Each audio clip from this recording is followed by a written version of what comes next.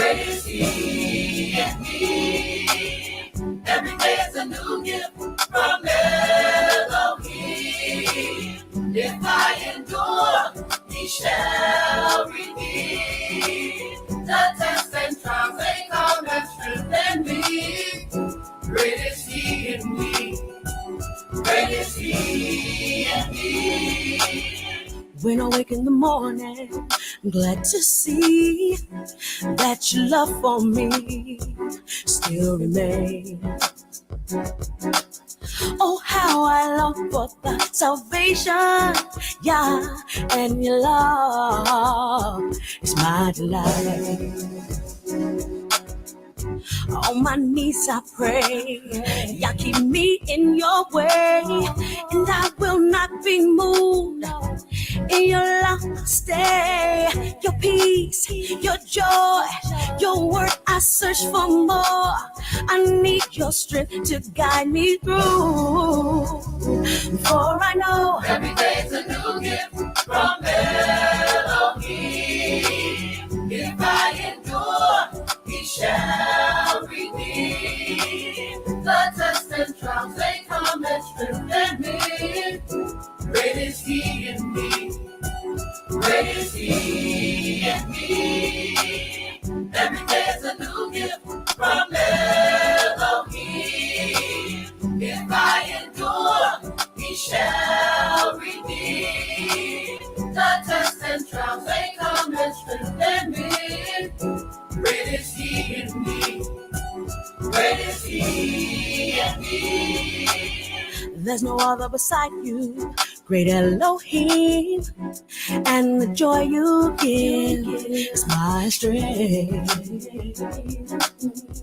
Now I can walk higher, with your love I'm stronger, as I walk by faith.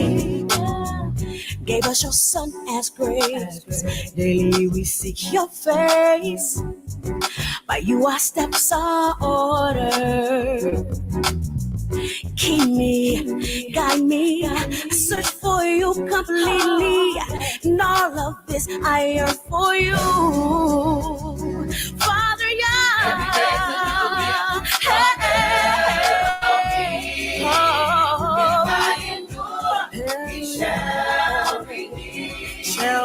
The tests and trials, they come and strengthen me. Great is He in me. Great is He in me. Every day is a new gift from Elohim. If I endure, He shall redeem. The tests and trials, they come and strengthen me. Great is He in me.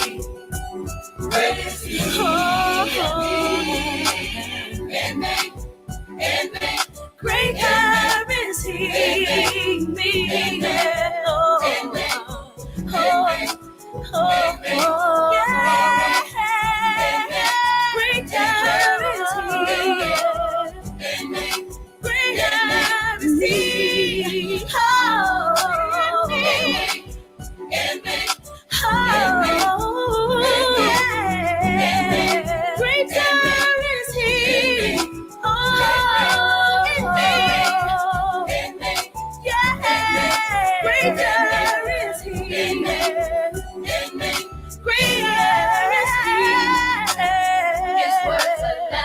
To my He rules over the world. His words a lamp unto my He rules over the world. His words a lamp unto my He rules over the world. His words a lamp unto my feet. His words a lamp unto my He rules over the world. His words a lamp unto my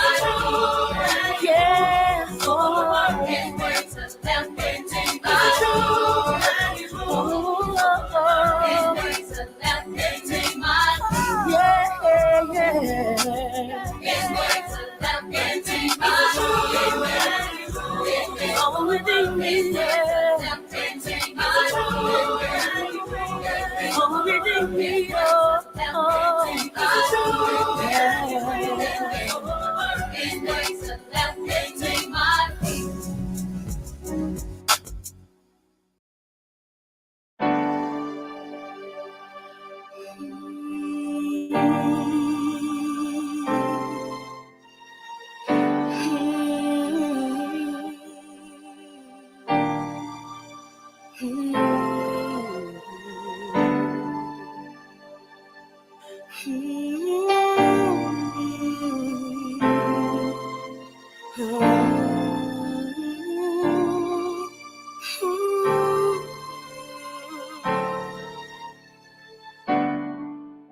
We bow down and worship you. We glorify your holy name. We praise your holy name today.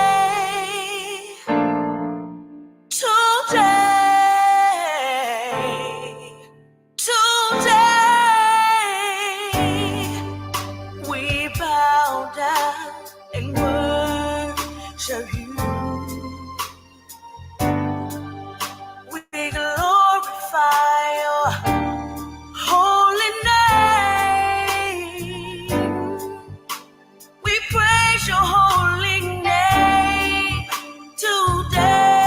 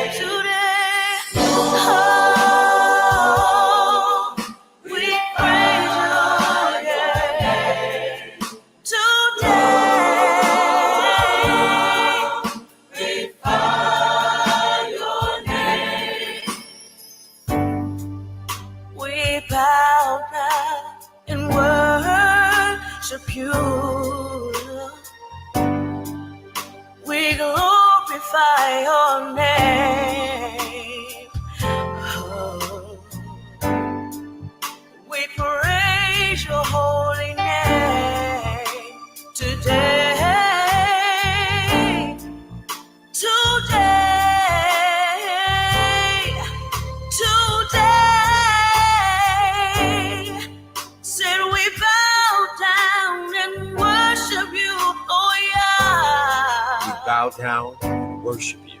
We glorify your name. We glorify your holy name.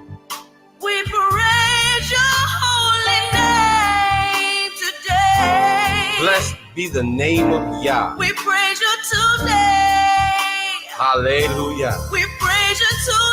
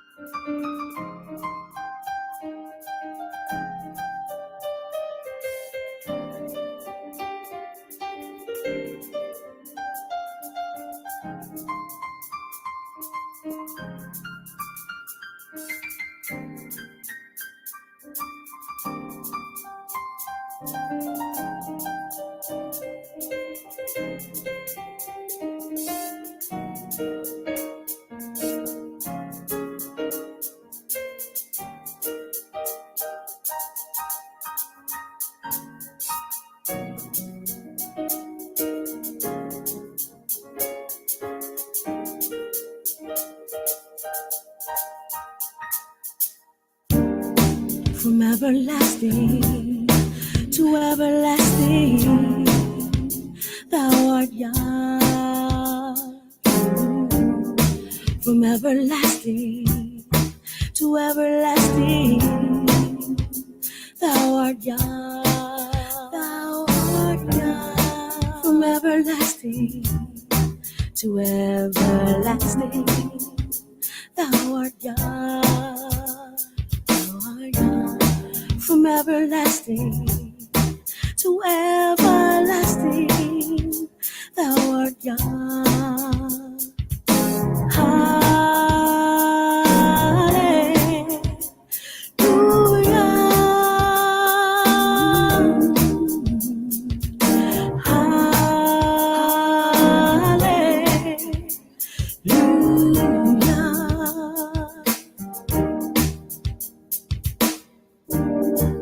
From the beginning, wherever the earth was, you were there. You were there. You held creation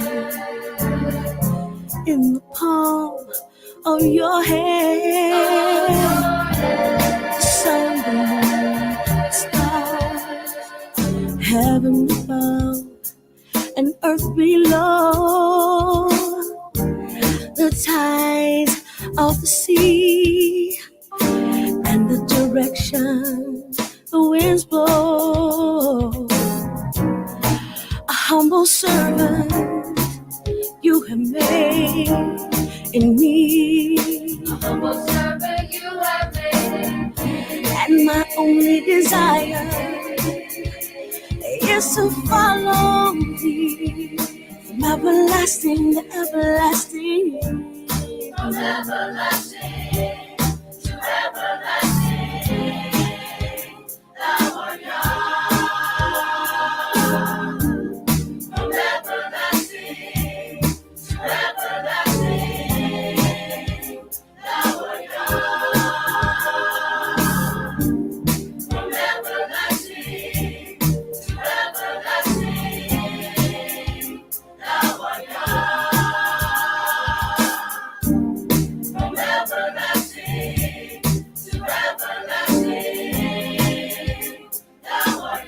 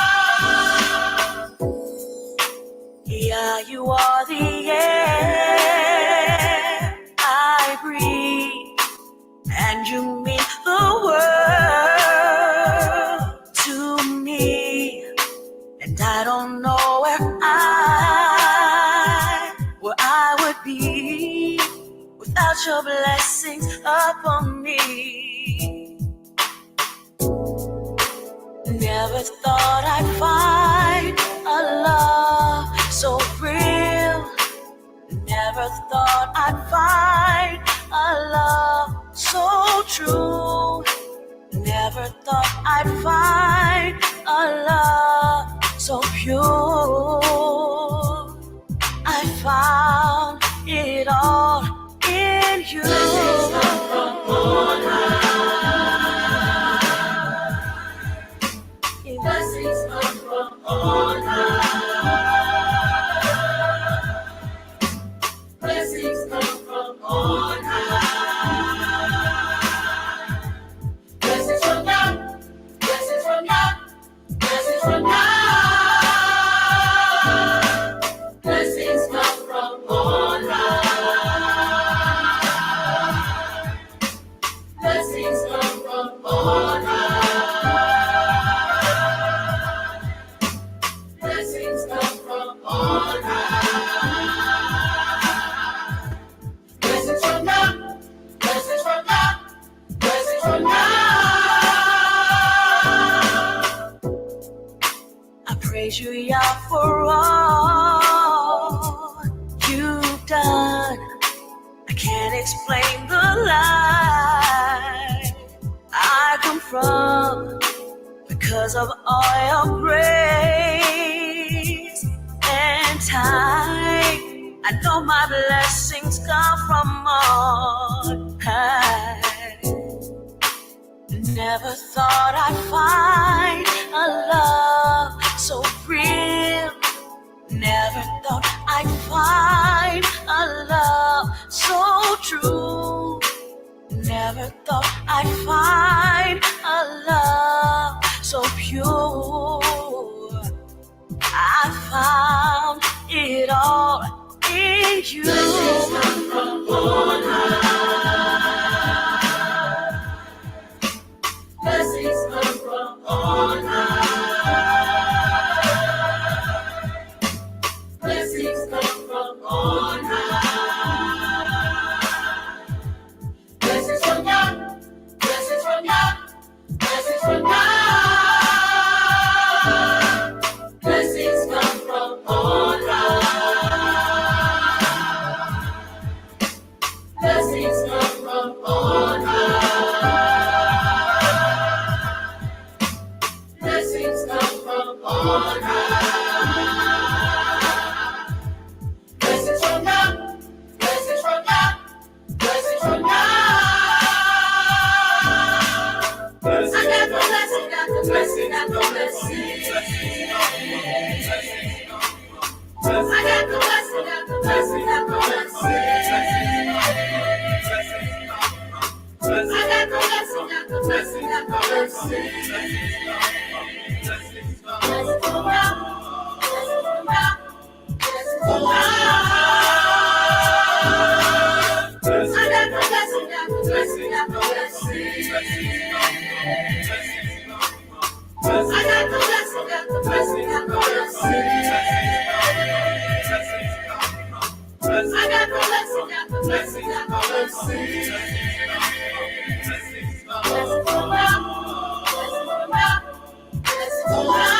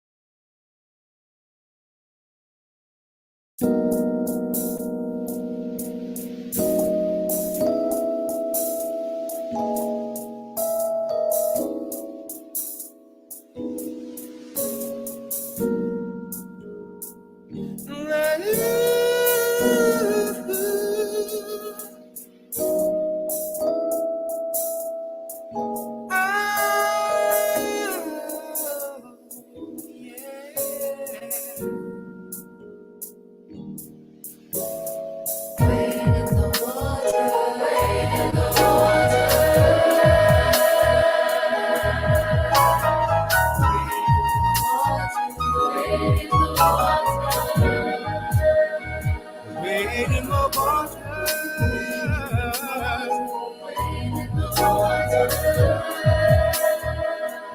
Y'all gonna trouble.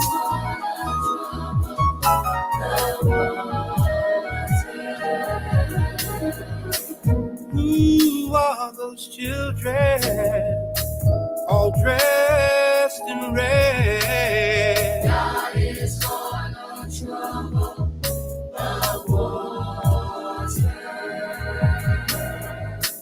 Must be the one that Moses led. God is gonna trouble the water. Wade in the water, wade in the water. Oh, wait. Wade in the water. Wade in the water. Wade in the water. Y'all gonna trouble the water.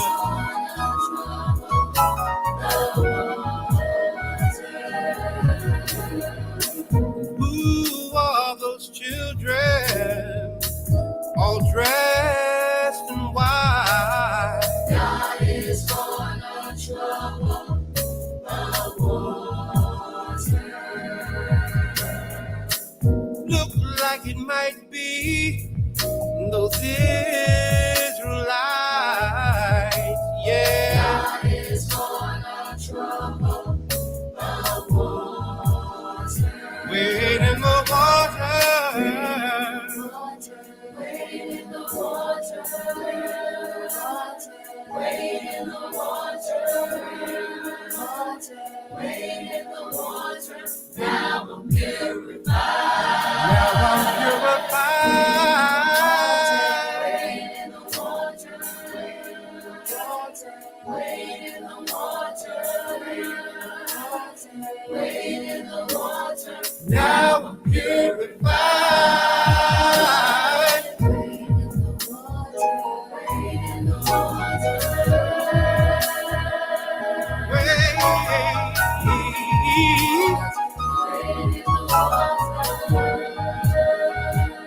Hold your boots and don't you faint. Yeah.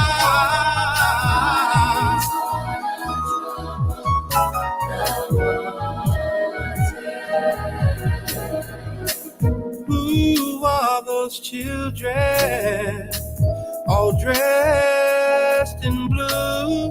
God is gonna trouble the water. Must be the one that made it through. God is gonna trouble the water. One more thing I'd like to say, Jordan River, chilly and cold. God is gonna trouble the water. Chill my body, but not my soul. God is gonna trouble the water. Wait, Wade in the water.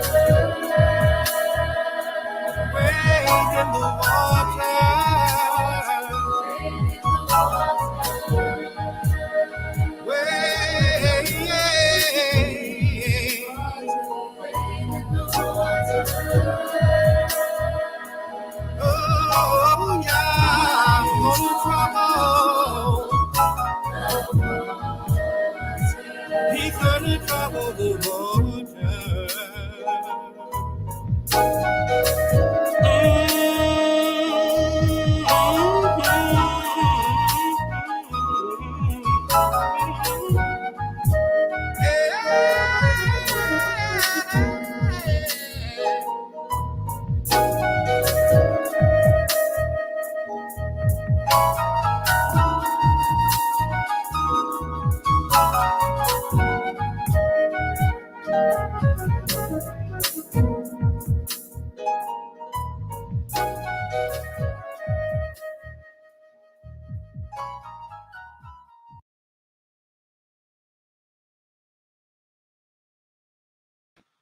All praises, hallelujah, hallelujah. If I can be heard, give me a Yahoo up in the chat. If I can be heard, peace, love, light, healing, and blessings to you, brothers and sisters. Hallelujah. All glory, all honor to the Most High. To see y'all today. Bless up. We in the building, baby. I got some of the young snipers too supposed to be joining us in a minute. Nehemiah, where you at, big brother? Bless up. All right. If I can be heard, let me know if I can be heard. All praise. Hey, that last track though, Wade in the Water. That's my track there. You feel me? That's my track there. Wade in the Water, baby. Good to see y'all in the building. Blessings. All right. Got some of the young snipers in the back chat too as well. About to bring them on. Let them talk with us for a little taste. All right. I see y'all. Bless up. Hit the like button or thumbs up or thumbs down. It's all good. Share button, subscribe button, get them algorithms popping. All right.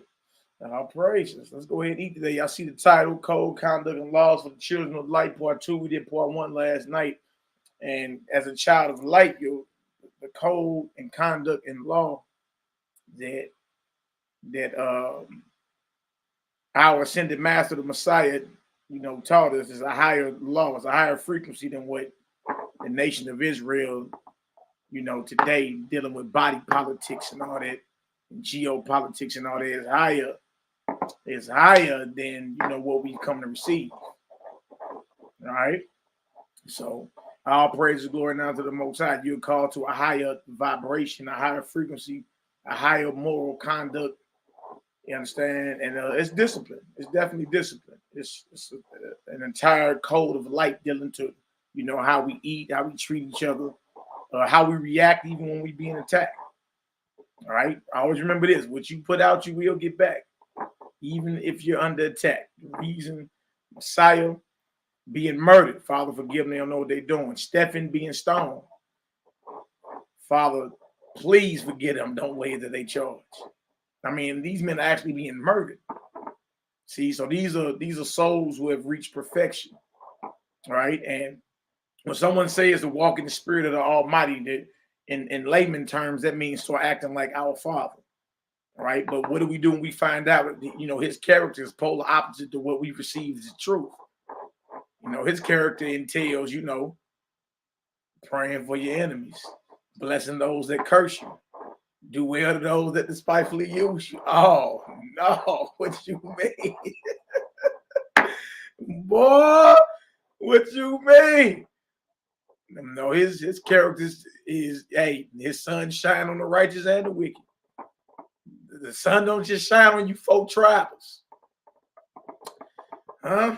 When it rains, it don't just rain on you 12 tribes of Israel. That perfected path means turning the other cheek, being selfless, willing to, sacrifice and go extra for your brothers, sisters. Be more willing to be willing to receive in order to give.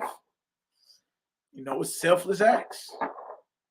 And that's kind of hard for a lot of our people because what we receive is the truth. It's just Israelite culture, and Messiah taught Torah opposite, different than what you receive as the truth today. Even down to the judgments, we be ready to kill somebody.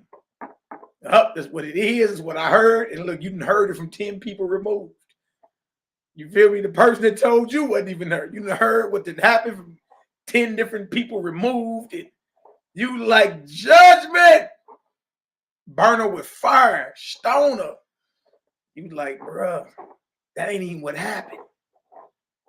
That ain't the Most High. His judgment ain't like ours, boy. I try to tell you. I'm telling you. So on this ascension up Jacob's ladder and on this path to perfection, to becoming one with the Creator, technically that's what salvation is. That's what the kingdom of heaven is, where you experience oneness with the Father. In that you must, put off ego and put on the spirit of the Almighty. And that simply means acting like your Father. Right now, our Messiah, our ascended master, taught the perfect path. All right.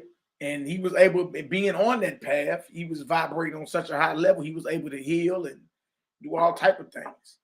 All right. But, you know, we must take ourselves out of the equation and be looking to bless the next brother and sister. Be looking at the next brother and sister as if they're you. Love your neighbors, you love yourself, right? Love the Most High with all your heart, mind, soul, and strength, right? And be willing to have a desire to receive in order to give, because that's what the Most High does. He gives. He gives. The Messiah did. He gives. I mean, to the point, don't even fear poverty. Think about it. He said the foxes have holes and the birds of the earth have nests, but I don't have a place to lay my head tonight. He gave so much, he wasn't even fear of, he was even in fear of being in poverty. Because y'all, contrary to popular belief, your material possessions does not define you as a son or a daughter of light. If you really knew your relationship and who you really are, you understand, then there's nothing that you can achieve in this realm of existence that defines you as a son or daughter of light. All right, oneness. Brother just put in there Deuteronomy, Nazarene 6:4-6. Hear, O Israel, the Lord our power is one. Huh? Well, that oneness, that oneness is all of our destiny. All right? It's spiritual correction every day. That's all it is, y'all. It's spiritual correction. As long as you breathing, you can be redeemed. All right? It's just spiritual progression and correction daily. Getting better. All right? And just, you got the greatest example ever. You got the Messiah. You know, you got his teachings. All right? So, hey, peace, love, light, healing, and balance to you, brothers and sisters. Wisdom, healing, love, abundance, protection, peace, and righteousness. All the above, y'all, even to the ops. When I say shout out to all the haters, jaw jackers, and naysayers, we love y'all too. That ain't a joke. That's the truth. We even love the enemies. You understand? So while you sending curses at us, we blessing you and canceling whatever you send against us. We send love and peace into your heart and mind. We pray the Father forgive you, and we pray you know, sincerely find what you're looking for. May you arrive at a place within your mind, body, and spirit where it's peaceful. You understand? And that's what it's about. And if you have found peace in the Essene gospel of peace, if you have found peace within your body, you have built a temple wherein resides the spirit of the Most High Yah. So it's important to be at peace among yourself and with all the Most High's creation. All right. Bless up. Let me bring on some of the young snipers, all praises. Let them go ahead and let us know what the deal is. Got young Darius Bro in the building. Bless up. What's the word, Hebrew? My beloved brother, bless up. Good to see you in the building. Oh, you look like you've been space traveling a little takes, man. What's going on? Man, I just, you know what I'm saying? I got off the phone with Young Brew a little minute ago. I was just saying, I ain't been reading or nothing, man. You know what I'm saying? I just been trying to just analyze myself. You know what I'm saying? It's like every little thing, like, you know what I'm saying? Like, okay, nah, Darius, you did that wrong. You said that wrong. You know what I'm saying? I just been on that, and you know what I'm saying, that and meditation and everything. You know what I'm saying? Like I was on the phone with the Brew. He said, I forgot what you said, but it's one of them quick ones. He say, you know what I'm saying? Like I said, what you say or something like that. And he was like, nah. What you remember what you said, bro? You probably explain. Peace to the family, man. May the peace of God be within us all. You know what I'm saying? What's up? What's the word, bro? What's up? Yeah, I was talking about when I was on the phone with you the other day. What we was talking about when what's lion specific? Oh yeah, with lion. So we was talking about how, like, you know how you will be explaining something to somebody, and then somebody be like, "What you say?" And then you be like, "Nothing," because you said it so many times that you know you don't want to explain it no more. But instead of saying that you don't want to explain it no more, you will say that you didn't say nothing when you did say something, and it was like that's kind of like a little quick lie, you know, and that's what we was talking about. Yeah, we were just talking about like even the simplicity of things, like, you know what I'm saying, because it's normalized. It's so normalized. It's just like, you know what I'm saying, we'll look at that as a small thing when the Most High might not look at it like that. You know what I'm saying? But like I said, I when I first got a phone with him, I was talking to the rib, and I'm just like, she said something to me like that, you know what I'm saying? And then I had instantly replied back to her, like, you know what I'm saying? Nah, nothing. You know, she said, what'd you say? Like, I ain't say nothing. You know what I'm saying? And we started looking at the movie we was looking at. And the instant thought in my head you know what I'm saying, it sounded like Maury, like that was a lie, you know, you know, and I'm just like, I'm like, and then I told myself, you know what, I need to work on that. You know what I'm saying? Like, it's high levels to this, you know what I'm saying? So I'm trying to get there in every aspect, you know.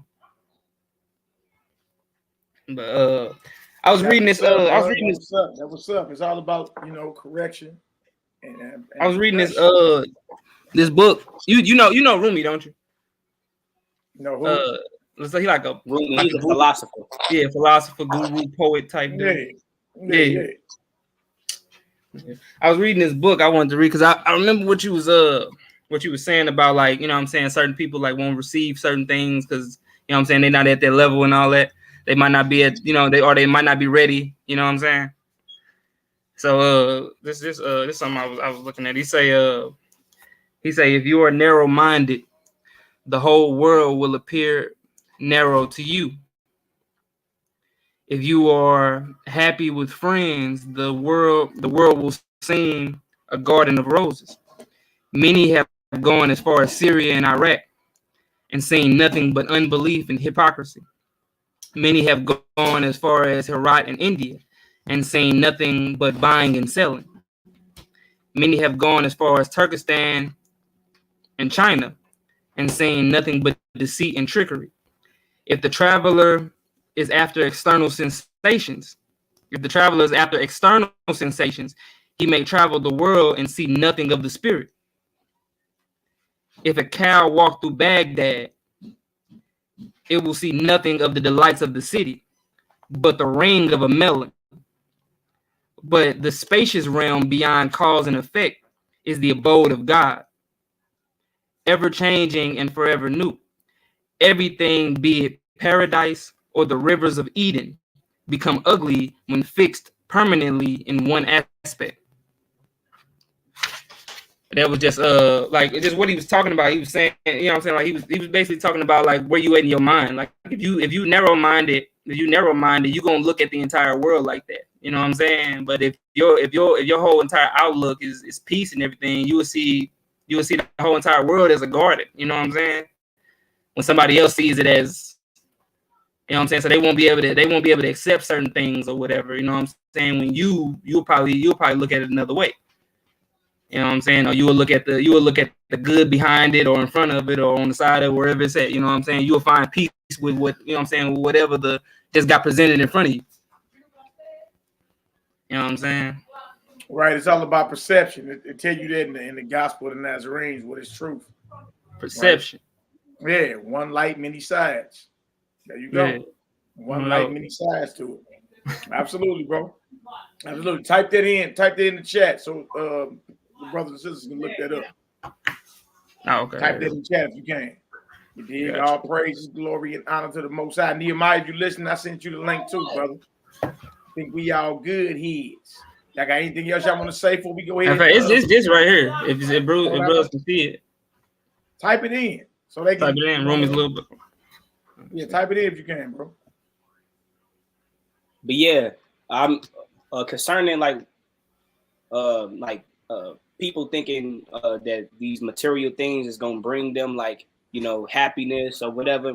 I think it's because of this false state of like reality that we've been taught to think or whatever. We've been taught to think that concerning status that higher is better, or like, you know, that's the, you know, like when you got the riches and you got all these, well, you know, outward external riches and stuff like that, that you worth something or whatever, when that's not the case, you know. And it's not the case that like higher is always the better thing, because we see with Messiah that he said, look, the foxes had their holes, you know, the birds had a nest, but you know, the Son of Man has nowhere to sleep, you know, or to rest his head. So he was basically living in a state of poverty, but really was rich, you know, because of his mindset, his perception.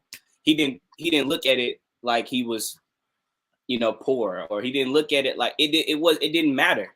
You know, it does not matter if you are and I think the phrase like high status or low status is even like controlling in a way, you know, to make you believe. subjective to make you believe that you are in this lower state, or it gives you this false sense of reality, like we was talking about. It's all about perception, brother.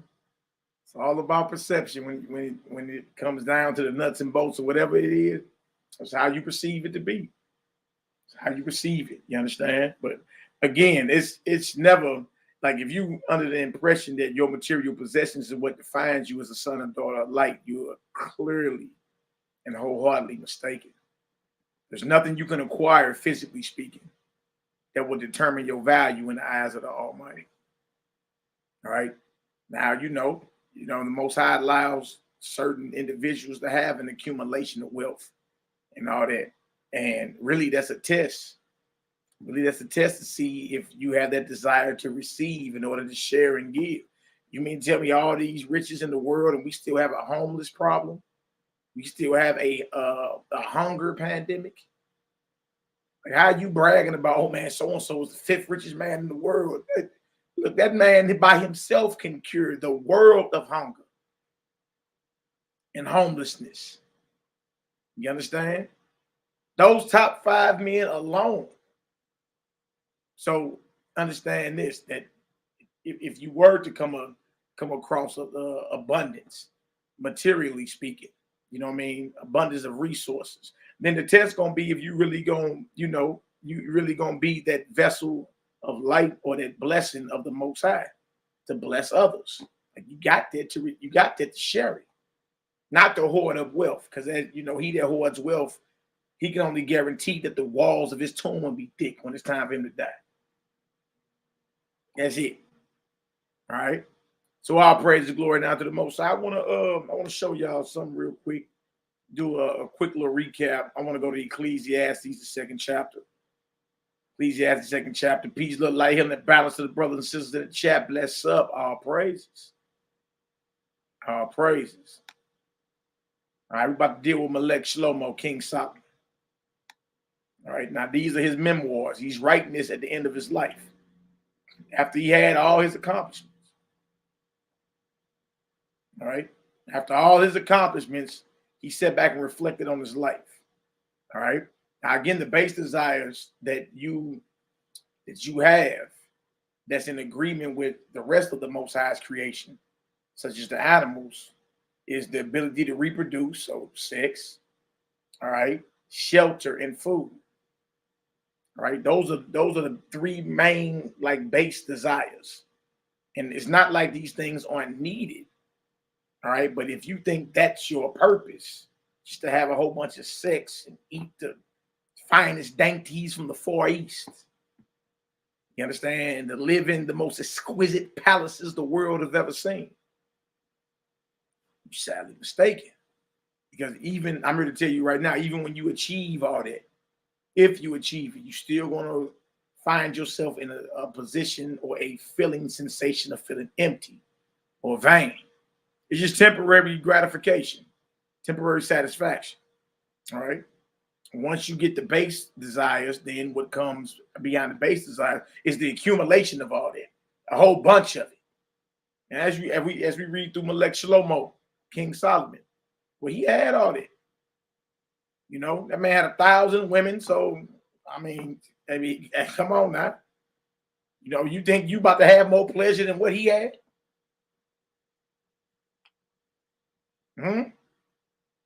I mean, come on now. He had the flyest palaces. He was king. Ate what he wanted to eat. He was king. So he had the accumulation of wealth. The next step up in those base desires is the wealth, the accumulation of those base desires. And then from the wealth comes the control of all that, which is the power. You want to be able to control your wealth, which is the accumulation of your base desires, your material wealth. You feel me?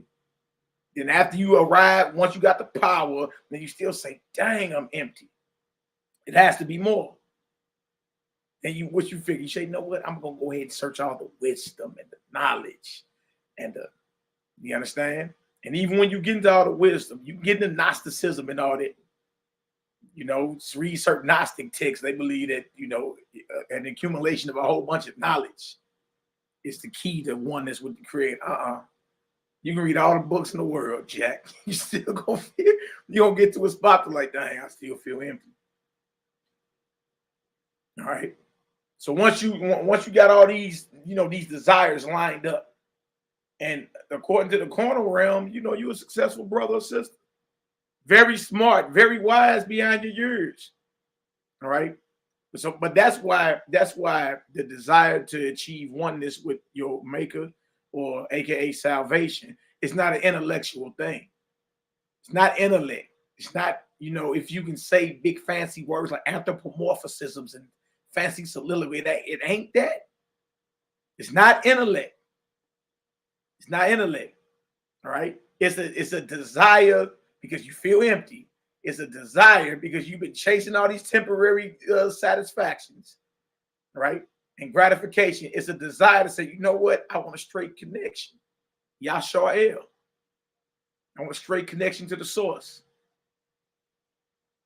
All right. Now, that connection means you got to put off ego and put on the Almighty by acting like him. You understand? And in that, you'll start being fulfilled. It feels good to even pray for your enemies. And you know how much it does to your body and your mind to be so consumed with hatred and anger and bitterness against somebody else. It takes so much from you. So Messiah was teaching us the perfected path. You understand? Ascension up Jacob's ladder. He was like, look, he taught you about his father. That the religious leaders of his day had no clue what he was talking about. All right. And when you get into, and it's similar, because you'll get into other teachings of other master teachers. And I'm leaving out the idolatry part. I'm not dealing with, like they say, we brought up Buddha. I'm not dealing with Buddha statues and idolatry. I'm talking about the core belief of, love for the Most High's creation. Loving your neighbor as if your neighbor is you. All right. Blessing the brothers and sisters and not, killing animals for the sake of chewing on them and sacrificing. You understand? I'm talking about like the core common universal principles that you can find the perfected path you can find in almost every culture. Outside of the religious construct and the idolatry. I'm not talking about that. I'm not talking about, idolatry and religious symbols and you feel you more holy because you got something physical. Like, no, I ain't talking about that. You see what I'm saying? So if you got a desire to, connect directly with the Almighty, if you got that desire to say, you know what, I want to act like my father, because that is what will fulfill me. It feels good to be of service. It feels good to bring a resolution to the brother or sister's problems. All right. And not even need no type of recognition for it. You understand? That feels good. Like, oh, okay. It feels good when you pray for your enemy and you ain't got that heavy burden of bitterness all on you. And it dominates your sleep and your every day you at work and you like, damn, man, the devil is living in your head rent-free, Jack. I will just forgive him and let it go. It feels good, is all I'm saying. Now you being fulfilled. Now you living and teaching Torah. That's the Torah Mashiach taught. He taught the perfect path. All right. So what we about to do, we about to show Solomon again.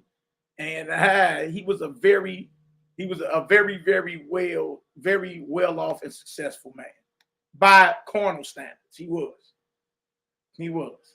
And I can, boldly tell you that what he achieved, none of us combined will achieve that. Physically speaking. You understand? So we about to read about some of his memoirs, and then we're going to read about the perfected way. All right? And that's what time it is. How else is Israel supposed to heal?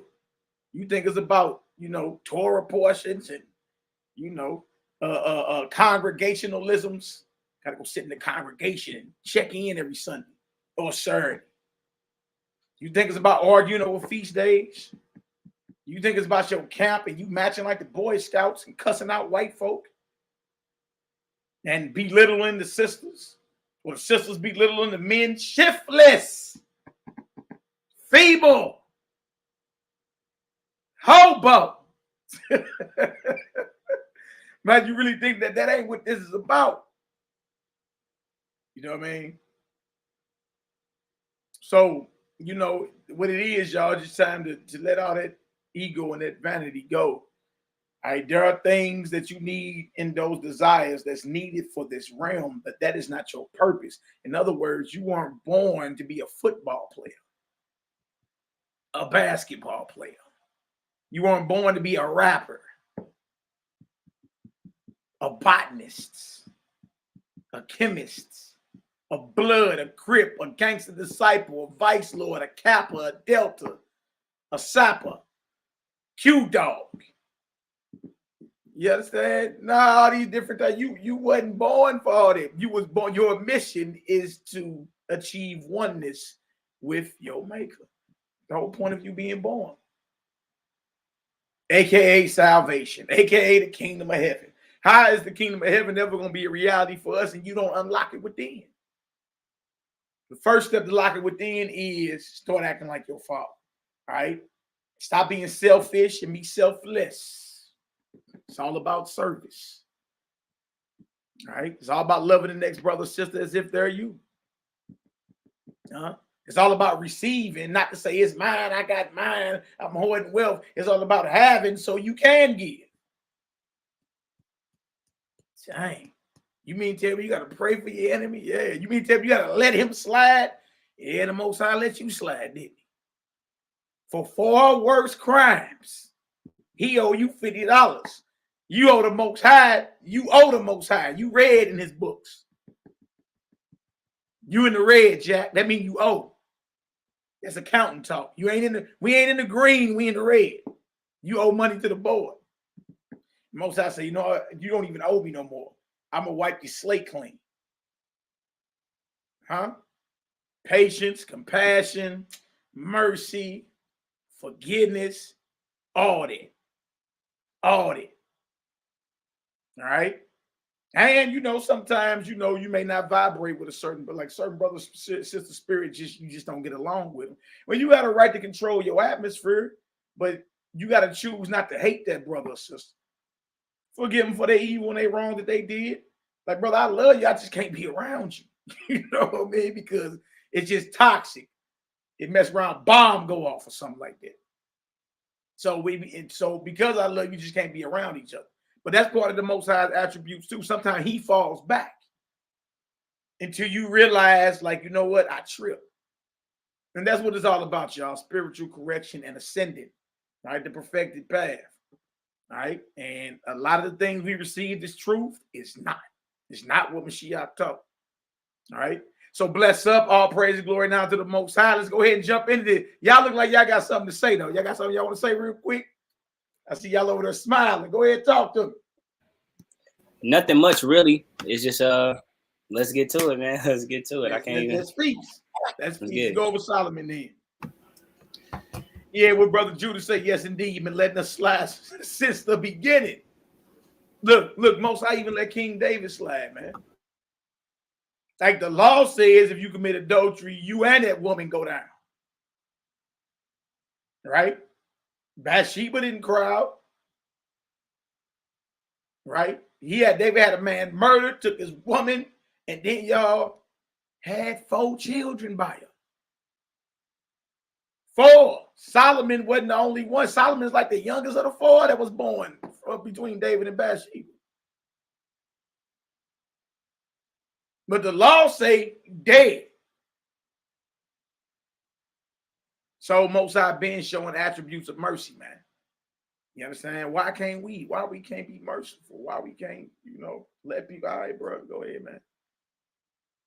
Because whatever someone put out, he gonna get back regardless, man. You feel me? Here you go on a rush to judgment. Look, what the Most High got for somebody, you feel me, is far more righteous than what you can give. Here you go. The Most High ain't moving fast enough. You want to expedite judgment. Look, you better get out the way. This is a very vicious cycle we playing. Very vicious. What you put out, you get back. So start putting out what you want back. All right? Let's read some of Solomon real quick. I'm going to share the screen. Bless up. All right? Let's share the screen real quick. Bang. Wade in the water, baby. Now let's get into it. Let's get into it. All right, where we at? All right, young Darius. I You got ready, it. brother? Yeah, I can see it. Okay, if you can, brother, let's go ahead and feast a little bit, man. Let's get it done. Ecclesiastes 2:1. Now, notice what he says: the futility or the vanity of pleasure and possessions. Oh man. Don't we live that life, Darius? We live a life running away from pain and running toward pleasure. Yeah, most definitely. Ain't that so?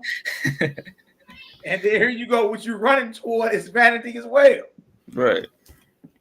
Pleasure, y'all, lasts, especially if you talking about, especially if you talking about low-end warfare, y'all. That deal lasts 2 minutes, maybe 20 minutes. Tops. A lot of us don't like I was looking at something, it was talking about like fire, you know what I'm saying? It was like you don't know the lover. Like you all don't know the lover, who the lover is, like you know what I'm saying? You scared of fire, and you don't even know that the heart of the lover burns forever, eternally. You know what I mean? And I said it just say we scared of the fires of adversity, you know what I'm saying? A lot of times when it comes to that pain aspect. You know, a lot of times we don't even realize that that's for refinement. But yeah, that's for refinement, you know what I'm saying? And we don't use it for that. You know what I'm saying? Instead, we just see a fire and we run away from it. Absolutely. Absolutely. So let's get into this. Let's read about Melech Shalom, King Solomon. What we got? I said in mine heart, go to now. I will prove thee with mirth. Therefore, enjoy pleasure. And behold, this also is vanity. So he enjoyed himself.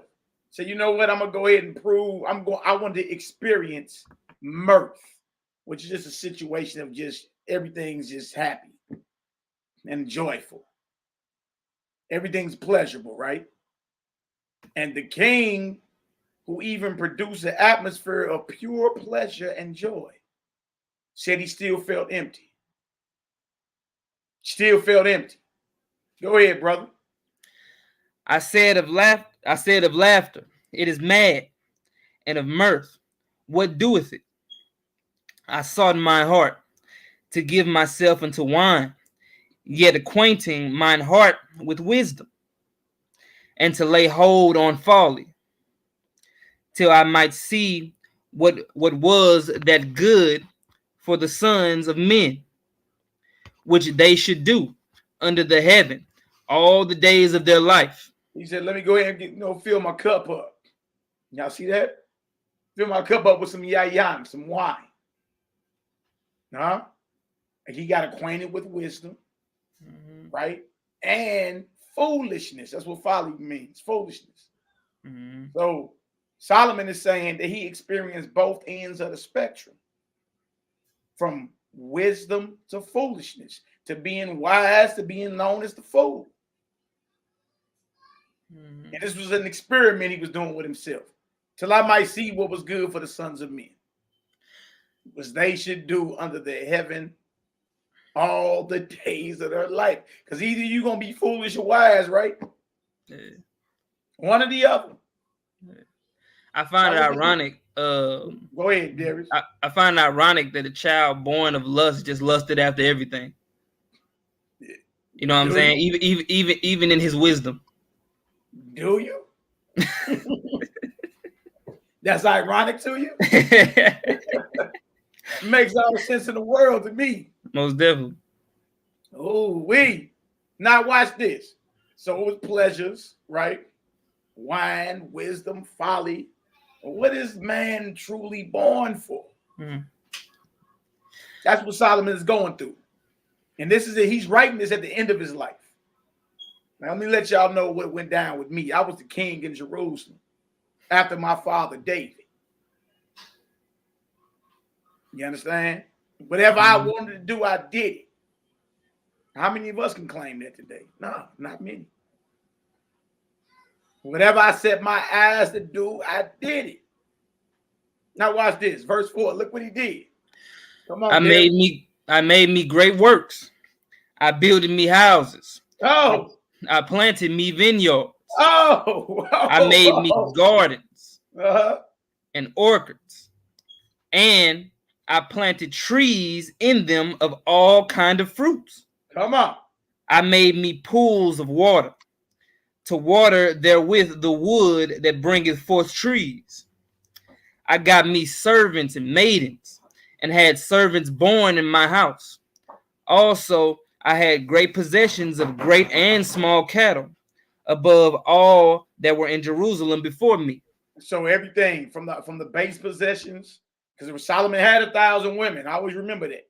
From the base possessions of sex, for reproduction of pleasure, for food. He just told you about his food. You understand? For shelter. He just told you about his shelter. Now he's telling you he had great possessions, so he had plenty of wealth and the control of that wealth. I said, wash your hands. And he had knowledge and wisdom. And this man still told you everything he achieved, he felt vain. Oh, wait. Go ahead, Darius. I gathered me also silver and gold. Oh. And the peculiar treasure of kings and of the provinces. I got me men singers and women singers, and the delights of the sons of men as musical instruments, and that of all sorts. Look, he did what he wanted to do. He had the bag, the very bag you chasing today. Well, Solomon had Fort Knox. That's supposedly where all the gold and silver is at. Right. Solomon had all that. Men singers, women singers, musical instruments. What you talking about, he did.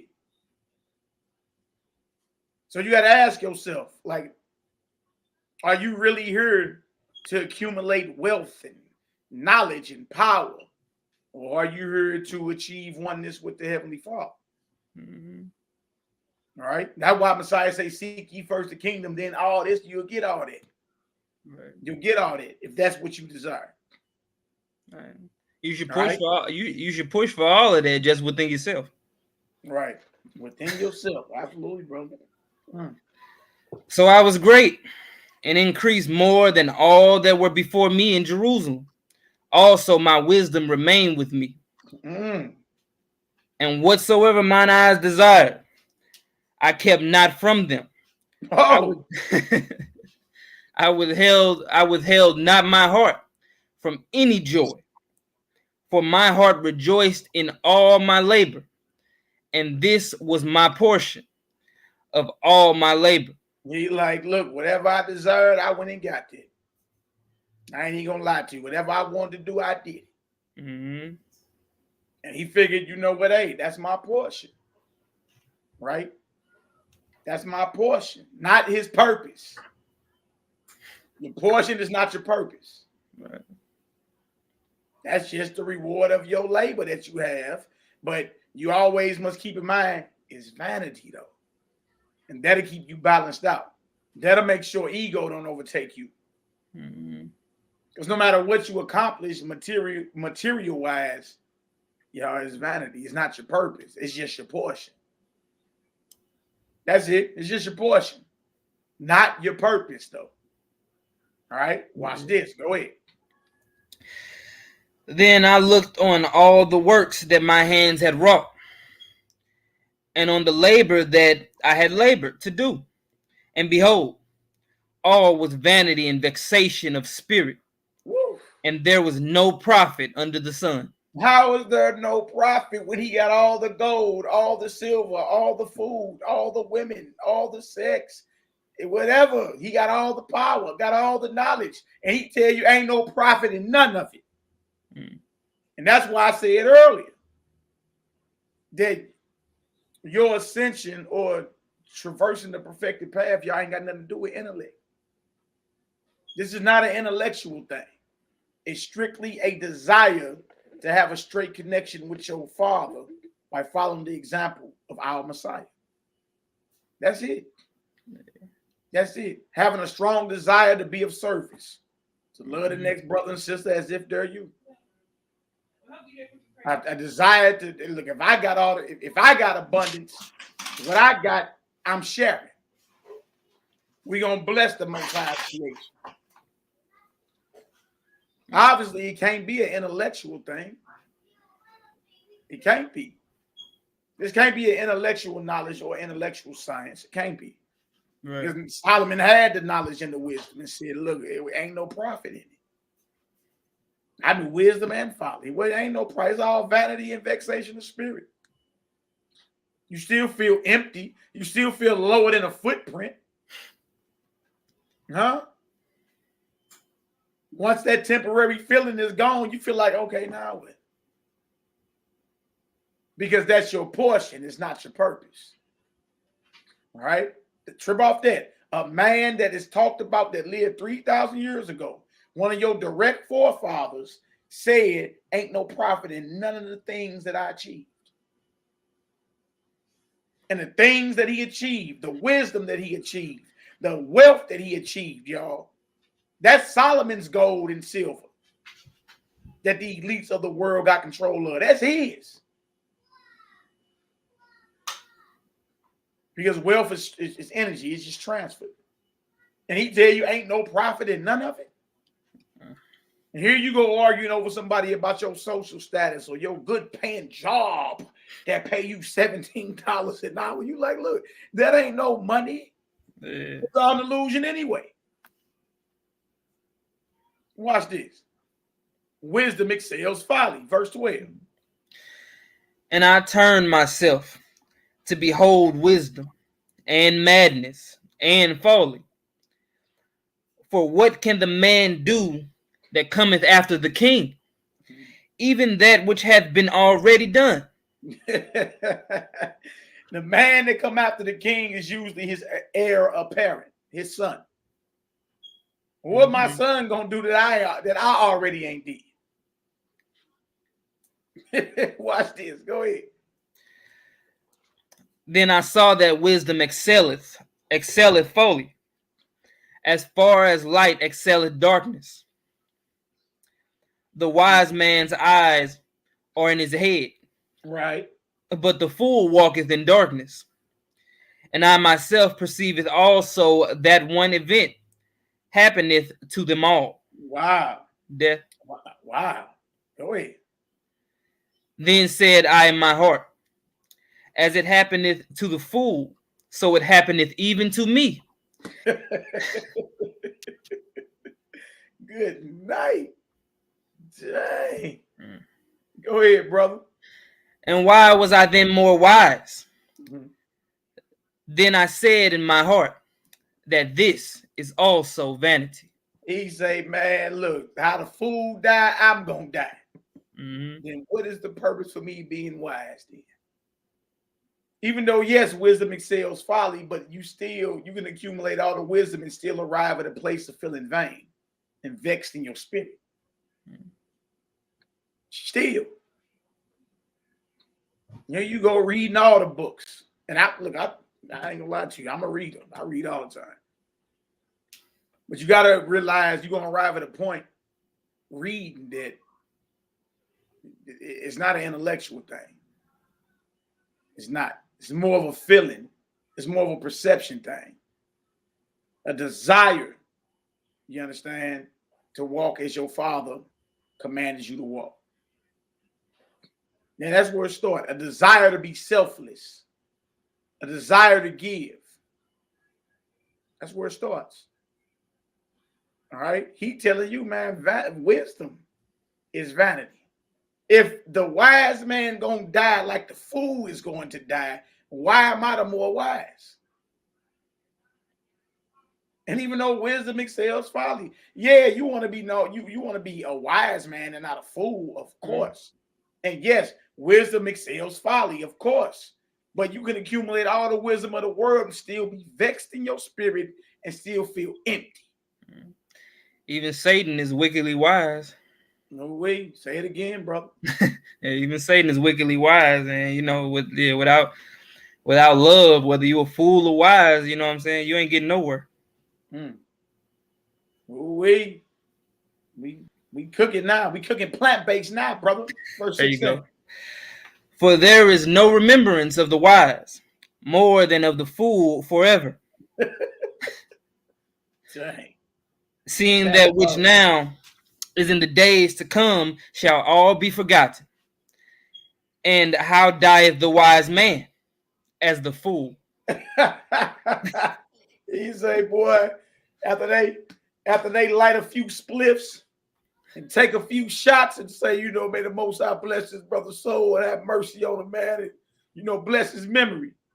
As the days and the weeks and the months and the years go by, you know, you slowly fade out of people's consciousness. Mm-hmm. Yeah. It's all vanity. Now watch this, verse 17. What does it say? Therefore I hated life. Oh, hold on, Darius. And you think it's people today that hate their life. Now, this is a man who lived 3,000 years ago, whose gold and silver is controlled by the elites to this day, whose wisdom is world renowned. You understand? They still talking about this man to this very day. Quantity speaking, he achieved more than everybody who lived in this earth.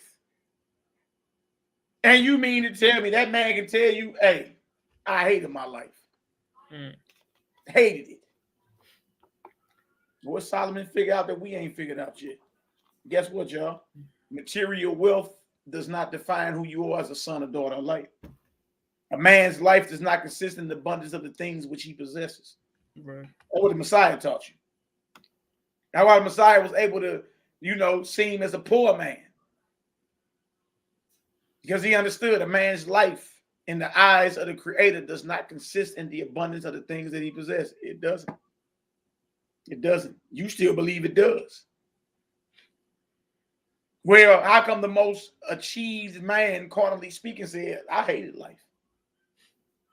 Hated it. Dang. Think about that next time you want to complain about what you got going on. Go ahead, Darius. You was about to say something? I was just thinking in my head. I guess I should say it. But nah, like you just said, the most achieved man, carnally speaking, you know what I'm saying, hated life, and the one that taught life, loved life, and you know what I'm saying, and the most achieved man, spiritually speaking, you know what I'm saying, was humbled down. He wasn't, you know what I'm saying, he wasn't all the way up there as far as Solomon was, carnally speaking or physically, you know what I'm saying. But he was rich in the spirit, and you know he taught to love life, and he was a poor man, so to speak. You know what I'm saying, physically. Exactly. By your means, today didn't have a mailing address. Right. You understand? Spent a lot of his time walking. All right. I was me and Bruce talking about the Alan Watts. It was a quote from him. He said he was talking about like ego and things. He was talking about ego as far as and I was thinking about something like ego is just like image. You know what I'm saying? Ego is just like image. Oh yeah, he said what you are is what basically people have told you are. Who you are is what people have told you are, basically. And I was thinking about ego, and I was like, ego is just image. Ego is just image, and you know, image comes from imagination. But then your question would have to be whose imagination, and that goes back to what he said. You know what I'm saying? Like, because you base your image off of the imagination of everybody else's outlook of you, or who you should be, or who, you know what I'm saying. So you know, that's definitely a thing to get rid of, because that's you know what I'm saying, that shouldn't be the completion of you, like who you are. You know what I'm saying? You got to be beyond that. Yeah, in the Matrix, they call it your digital self-image, your DSI. Right. The ego. Your digital self-image. Right. Yeah. All right, come on, let's get it. Therefore, I hated life, because the work that is wrought under the sun is grievous unto me. For all is vanity and vexation of spirit. Come on. Yeah. I hated all my labor, which I had taken under the sun, because I should leave it unto the man that shall be after me. Now look at Solomon. The man that came after Solomon was his son, Rehoboam.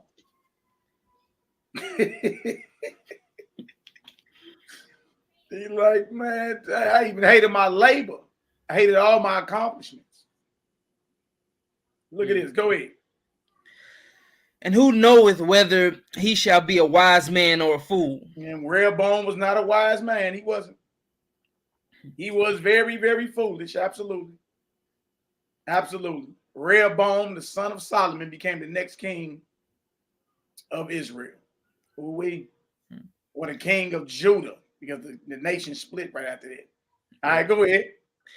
Yet shall he have rule over all my labor, wherein I have labored, and wherein I have showed myself wise under the sun. This is also vanity. Yeah, you work so hard, you leave generational wealth, which I ain't against none of it, you know what I mean? But he's asking a great question. How do I know that my son and grandsons are going to be wise with what I done accumulated through my labor? See, this is vanity. You mean tell me I worked that hard and can't take none of that with me? You ain't never seen a U-Haul behind a hearse, have you? You ever seen a Penske behind a hearse? Not at all. Nah, you ain't taking that with you, player. You ain't taking that with you. You came in with nothing, you're leaving with nothing, materially speaking. That's what naked mean. You came in without material, you're leaving without material. This is also vanity. Go ahead. Therefore, I went about to cause my heart to despair of all the labor which I took under the sun. For there is a man whose labor is in wisdom and in knowledge and in equity. Yet to a man that hath not labored, therein shall he leave it for his portion. This is also vanity and a great evil. Solomon called it evil. Look, what he has is going to his son. And he's like, man, look, I don't know if that little joke is going to be right with what I did. He called it evil. He called it vanity and evil, a great evil. And then it's like, whatever you do, like, let's say you become a rich man, everybody thinking about generational wealth, you know what I'm saying? Building it, and that's all dandy, fine and dandy, you know what I'm saying? But you're only thinking about your sons and daughters, you know what I'm saying? You ain't thinking about the generation of, you know what I'm saying, of the family that you got outside of that. You know what I'm saying? Like the rest of humanity, you know what I'm saying? Or Israel or whatever, you know what I'm saying? So you just you ain't thinking about none of that. And if it was like that, then you wouldn't be rich at all. You know what I'm saying? Right. Because you would give to your fellow man and woman. No, wait. Dang, son. Hey. All right. So we called it a great evil, correct? Right. Verse 22. Let's eat. Let's get it.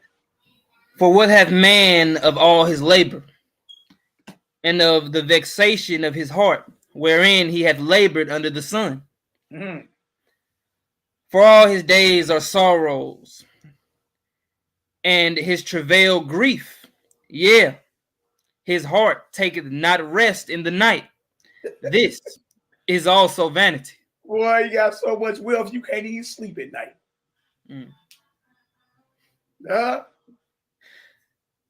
Hey. Man. Yeah, boy. My precious. Hey man, I was talking to a loved one of mine yesterday, right? And she under the illusion that it's just all about money, this, money, that. So I threw something at her. I say, there used to be a man named Stephen Hawking. According to man, he was one of the most intelligent men that the world have ever seen. Very, very rich. You talking about billionaire status, rich, right? But I told her, I say, you know how he used the bathroom? He used to use the bathroom in a bag. He used to have to defecate through his intestines in a bag. He used to have to urinate in a bag. This man was paralyzed from his neck down. Huh? The man can't even get up. If he wanted to speak, they put a computer chip in his mind, so when he speak, his thoughts will project on the computer screen so you could understand what he was saying. And he was a billionaire. And when I tell you he'd have gave all that money away just to be able to wash his own rear end. He'd have gave all that money away just to be able to feel the love of a woman one more time. He'd have gave all that money away just to be able to roll over 5 times in the bed, hit a backflip, and get out the bed. Just to experience I life. say, so you tell me who has more wealth. And I told her, I said, you know what? You're more rich than you can ever imagine because you're healthy and you got the use of all your motor functions. And guess what? You ain't short up top. You are more wealthy than this billionaire who would give you all that money in exchange, y'all, just to feel the love of a woman one more time. Huh? Just to take a jog. Huh? Just to go outside and meditate, just to plant a seed. So you tell me who has the wealth there. See, it ain't about your Federal Reserve debt notes. It ain't about your Federal Reserve debt notes. It's not. And when you get on higher levels, you understand that's all an illusion anyway. No, it ain't no money for real. That's all an illusion. That's another topic. You know what I mean? But who has the wealth in that case? The man who's paralyzed from the neck down, who can't even wipe his own rear end, who would never know what the love of a woman feel like, who can't even just be goofy and hit a backflip in his bed if he want to. Who can't just roll over and say, thank you, Most High, for waking me up in the morning. Who can't even lift his own head up off the pillow. Who's more wealthy? A man that's, according to man, has billions of dollars, one of the most intelligent men, according to what they said, that ever graced this earth, or you? Or you, who's on this perfected path, who understand, who coming into the understanding or your identity, not as an Israelite, but as a son or daughter of light. You're far more precious, and you're far more wealthier than you can imagine. You are. All right, I just wanted to bring that out because I just had this conversation yesterday. And guess what she told me? She said, nah, I feel you. She didn't even try to argue back with me. She said, dang, that's an excellent point. I said, yeah. Yeah, you over consumed with getting the bag. And, you'll count your ones, but not your blessings. Everybody know how much money they have in their pocket or that bank account. But you won't count your blessings. The fact that you can just lift your head up off that pillow with that stinking breath in the morning and say, Father, thank you. Huh? Proves you're more wealthier, you know what I mean, than you can even imagine. All praise. All right, where we at? Y'all got something to say? Nah, bro, we can get it. Verse 24. There is nothing better for a man than that he should eat and drink, and that he should make his soul enjoy good in his labor. This also I saw, that it was from the hand of Yah. Yeah, that's your portion. So he telling you to enjoy yourself. We're not robots, but just remember it's vanity. That's your portion, not your purpose. All right, 25. For who can eat, or who else can hasten hereunto more than I? For Yahweh giveth to a man that is good in his sight wisdom and knowledge and joy, but to the sinner he giveth travail to gather and to head up. I mean, to heap up, my bad. That he may give to him that is good before Yah. This also is vanity and vexation of spirit. Oh, boy. Solomon tell you, look, I achieved it all. I achieved more than before me and after me. It vexed my spirit. You understand? And I still felt empty behind that. It was vain. It was vain. So let's go to our master teacher, our ascended master teacher. Matthew, the 6th chapter. Let's go here. I got you. Go ahead, bro. Let's go ahead and get it done. Let's read about the perfected path. Messiah taught the way of ascension. He taught the perfected path. The ascension up Jacob's ladder to receive, and the descending down the ladder to give and to share. That's Jacob's ladder. He saw angels ascending and descending. Later on, if we can, I want to hit something in this too, in this deal too. Later on. Yeah, we're going in that today. Oh, yeah. We're going into that for sure. So whatever chapter it is, just let me know that you want to hit. I'll just pull it up because I got the PDF. I just pull it up and let you know. Let's go ahead and see where we land. You dig? Y'all get some understanding so far. Give us 9 up in the chat. Yo. Hey, Yashar, you know if you stand opposite of me and somebody draw a 9 on the floor, it looks like a 9 to me, but it looks like a 6 to you. Which one of us is telling the truth? Both. Exactly. It's all about perception. That's it. From where I'm standing, it's a 9. From where you standing, it's a 6. It's like when you playing cards. Like if you know what I'm saying, you see a it's like Uno or something like that, and the 6 and the 9, like sometimes, like if you facing like opposite of each other, I'll be like, is that a 9 or is that a 6, or like and then yeah, but it'll still be, to me it looked like a 6 though, and to you it looked like a 9, which we're both right, but there is a truth, there is, it's a truth to it. Exactly. It's one truth. Man has to realize that there's different levels and different perceptions of it. You understand? And the Most High deals with you or gives you truth based off your ability to receive it. That's it. All right. Exactly. All praises. Let's get her done. Let's get her done. Matthew 6, brother, in 19. That lay not up for yourselves treasure upon earth, where moth and rust do corrupt it, and where thieves break through and steal. Now Solomon, he laid up treasure for himself on earth, didn't he? And he said, man, look, it's vanity and vexation of spirit. And our ascended master right here, the Holy Messiah, say, man, look, that deal of rust, you understand? It'll corrupt. And let the jack boys, let somebody stronger than you find out where your stash is. They coming to take it. All right. It's all vanity and vexation of spirit. And that's what he's telling you. See, the Messiah was detached. He was detached because he understood what we just not figuring out.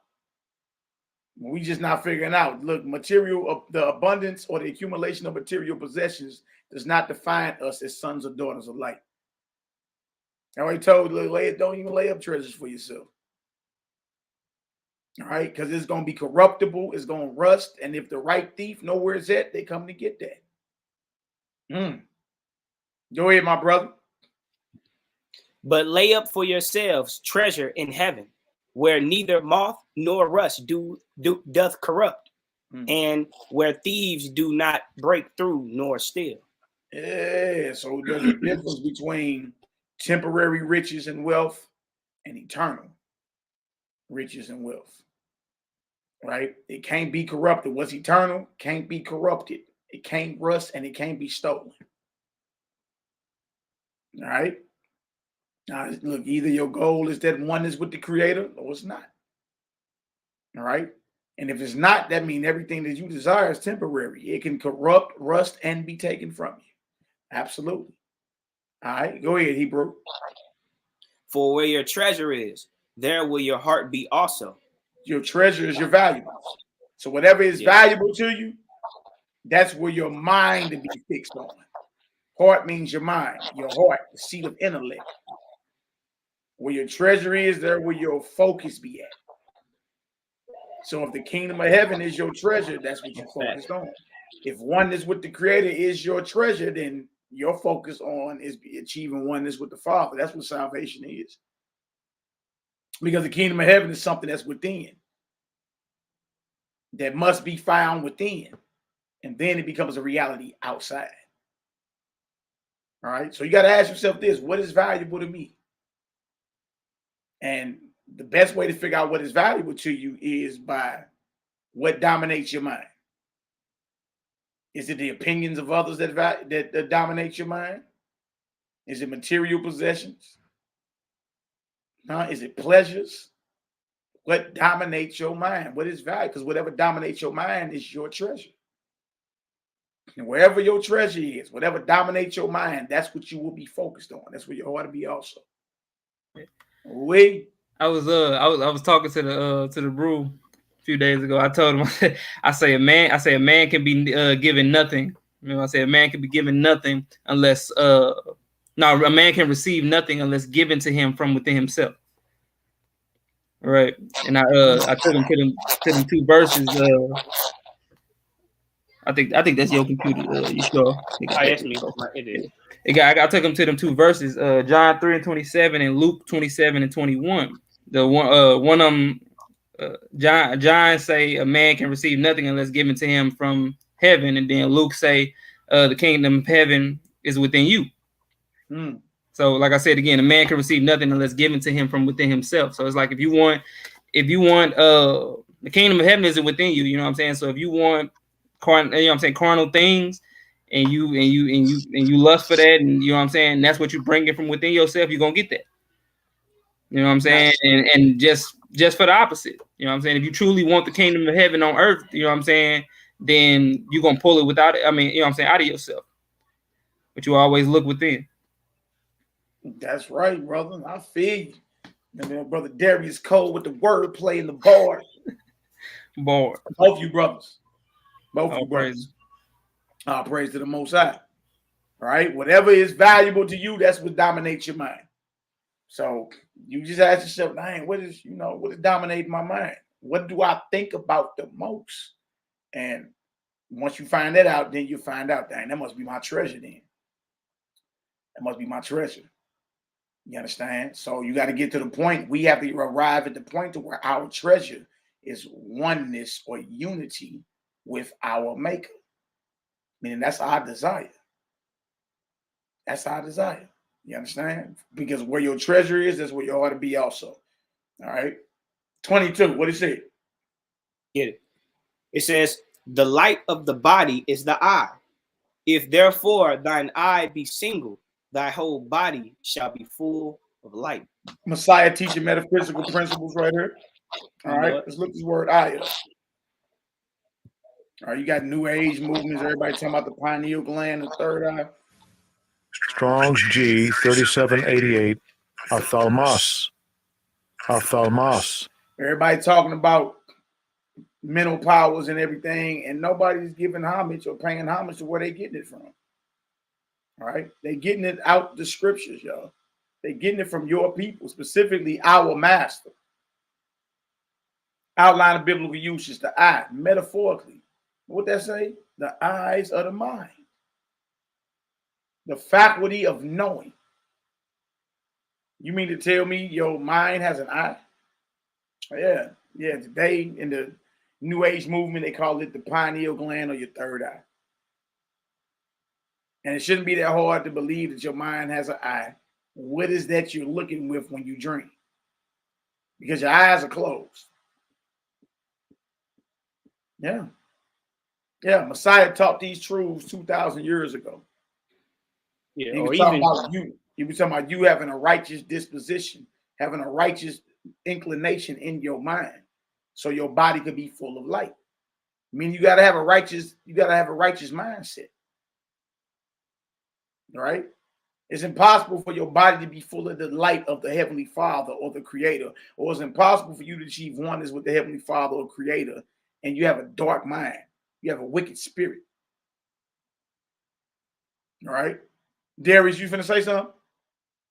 Nah, I was about to say, or what even is that you like when you think and you can vividly see things in your mind or whatever. You could like, I could picture a outside or whatever, and like, what is that I'm seeing with? You know what I'm saying? It's not these eyes, because these eyes are seeing the physical or whatever that's right now, but the eye, the single eye or whatever, that's the thing that's giving me that imagination or whatever. Exactly. You have what's called the power of visualization. Everybody has it, man. Even and look, it's real powerful when we're children. When you're a child, your mind, your imagination is off the chain. And then sometime between being a child and becoming quote unquote grown folk, the world done convinced you to destroy your imagination and to think based off, you know what I mean, the parameters and outlines of others. No, that's where your manifestation, that's where your powers come from.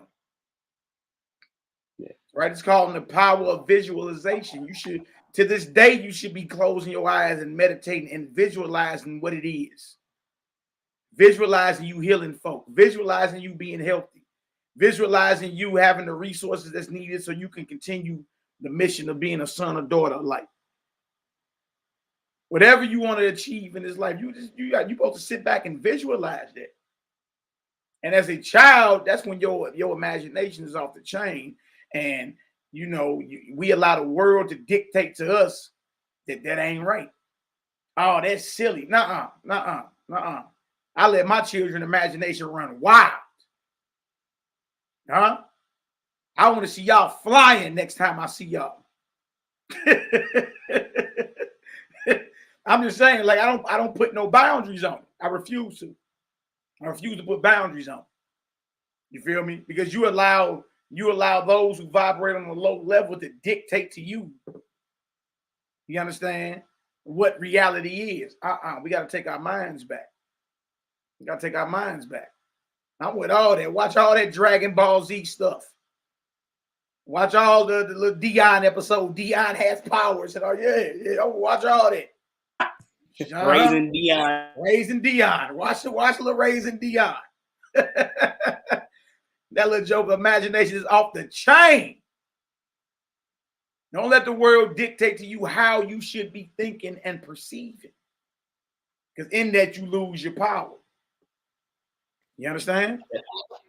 That's facts. Like, especially when I was like younger, like I felt like that because I always wanted to be Spider-Man or whatever. And in my head when I was little, like I just knew that I could climb up walls. I knew that I could like have these superpowers or whatever.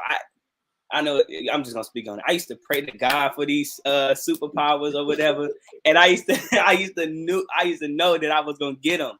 But the only thing that was stopping me was the fact that other people around me start telling me that, and they start planting seeds of doubt in my mind that that this stuff wasn't real and that this stuff is just television. You don't gotta, you can't really do those things. When I really felt like that I could do those things, so I try to teach myself how to hit backflips and stuff like that. Like I'm like, if I got that, then I can do this or whatever. Like so, and then like my imagination just super broad or whatever. But now, like it's still broad, but it's not on that level because them seeds of doubt was stuck into my mind back then. It's now like taking a toll right now, doing a number right now. So that's what we just healing from. Yeah. You know, we working on correction, right? I had my youngest daughter, Boss Baby, and my 3-year-old son, Hammer, Hizzy. I had them watching Sonic, right? Sonic the Hedgehog, the movie, all right, with Jim Carrey in it, right? And after they finished watching it, man, my baby off the chain, boy. She swore she did. I'm so fast. I'm like, that's right, baby. And And old boy kept saying something in there like he got to go run some reconnaissance, like go get some intel on those that was hunting him. So she started saying reconnaissance, and she's just running through the house. I'm like, that's right, baby, run through that deal. You know what I mean? Yeah, you fast. Do your thing. You feel me? We gotta take our minds back, man. You understand? Because Messiah taught these eternal truths. Like, if your mind's eye, or what they call your third eye today, or your pineal gland and all that. You understand? If that is single or righteous, then your whole body will be full of light. You see? So it's impossible to be a child or a son or daughter of light, and your mind or your mind's eye is dark. It's evil. It's carnal. All that's on your mind is just, these carnal desires. It's not becoming one with your maker. All right. If I'm making sense, give me a 4 up in the chat. All right. Where we at? That go back to like, you know what I'm saying, what I was saying earlier. Like I said, you are who, you know what I'm saying, people have told you are. Like, if we ain't believe none of that, we could really do anything. You know what I'm saying? But I was looking, it was a test. It was a test ran, you know what I'm saying? Experimental little test by some time. They had a group of people, right? And they had them, you know what I'm saying? They had the different ones in the different rooms and stuff over a period of time. So over, I'm gonna say for about 5 minutes, they'll have them put their arm up like this and imagine them flexing their forearm. Imagine them flexing their forearm, you know what I'm saying? And but don't do it. Just imagine yourself doing it. Just think that you're doing it. Like, you know what I'm saying? Get the feeling in your head basically as if you were doing it, just flexing it. And like, you know what I'm saying? Like put yourself like you got these, you know what I'm saying? You got these big, you know, and it's just like he after that, like probably like, I don't know, some months later or so, they measured and it was two, you know what I'm saying? It was like maybe 2 times to 2.5 bigger than it was at first. And they wasn't doing no exercise or nothing. Just imagining themselves flexing out their forearm and they growing bigger. Yeah, bro, like I seen an experiment like that. Yeah, and they tested them. They tested it. Well, the one I saw, they tested them over. I think it was a 3-month period, 90 days, and there was a group of people who actually worked out at the gym. All right, and then the other group did the same workouts, but only in their mind. All right. And the crazy part about it, the ones that did it in their mind had the same results as the ones that went and physically worked out. Right. I was like, wow. All is mine. You know, everything around you is a byproduct of somebody's imagination. So what we look like destroying ours. The phone you talk on, somebody thought of it. That was an invisible image in somebody's mind before.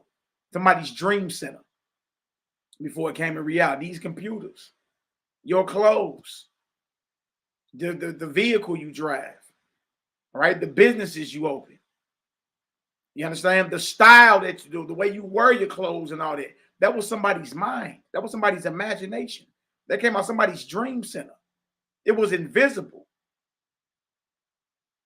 until it became something tangible that you can hold and handle. All right. So why would we destroy our minds? Why would we be dictated to how to think properly? If the very powers that be are still using mental powers, they still using the knowledge of our Messiah against us. You can't tell Elon Musk he couldn't put out a vehicle that didn't use gas. He did it, didn't he? You couldn't tell this heathen that he couldn't put a rocket into space.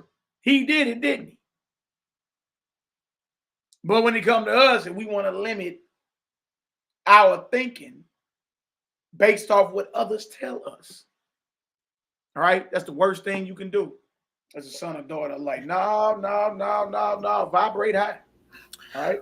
Look, they got us scared of some numbers. You hear me? Yeah. Like the 666. Right. You know what I'm saying? That's in the Revelation. They tell you that's the number of man. Then you figure out, you know what I'm saying, it's the same numbers of carbon 12.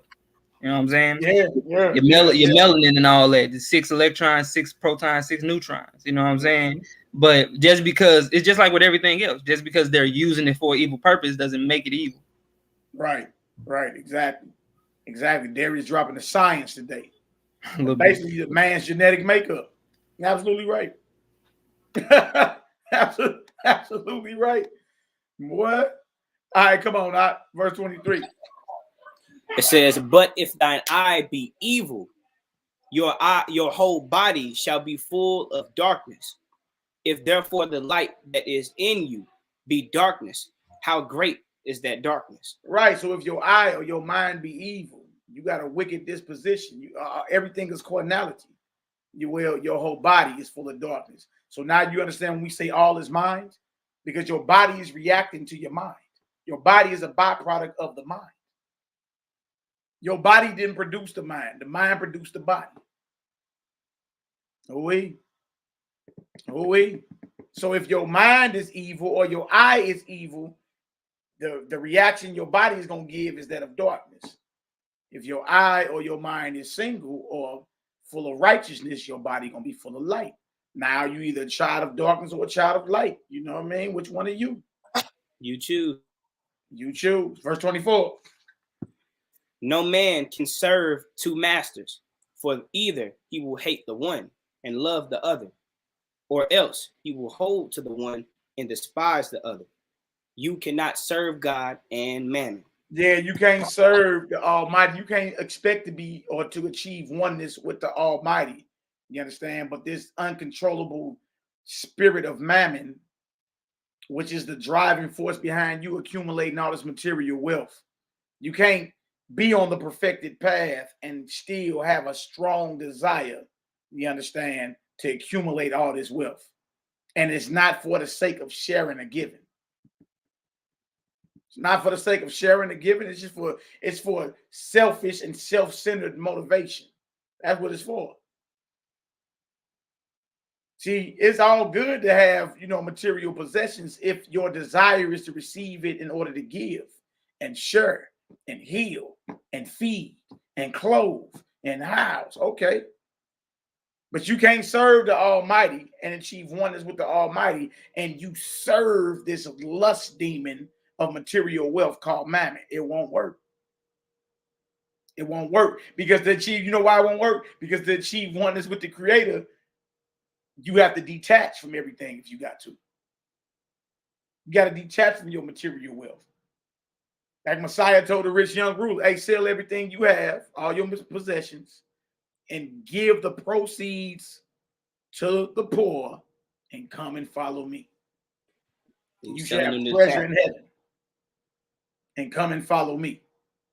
See, part of it is detachment, because when you realize once again that whatever you possess does not define you as a son or daughter of light.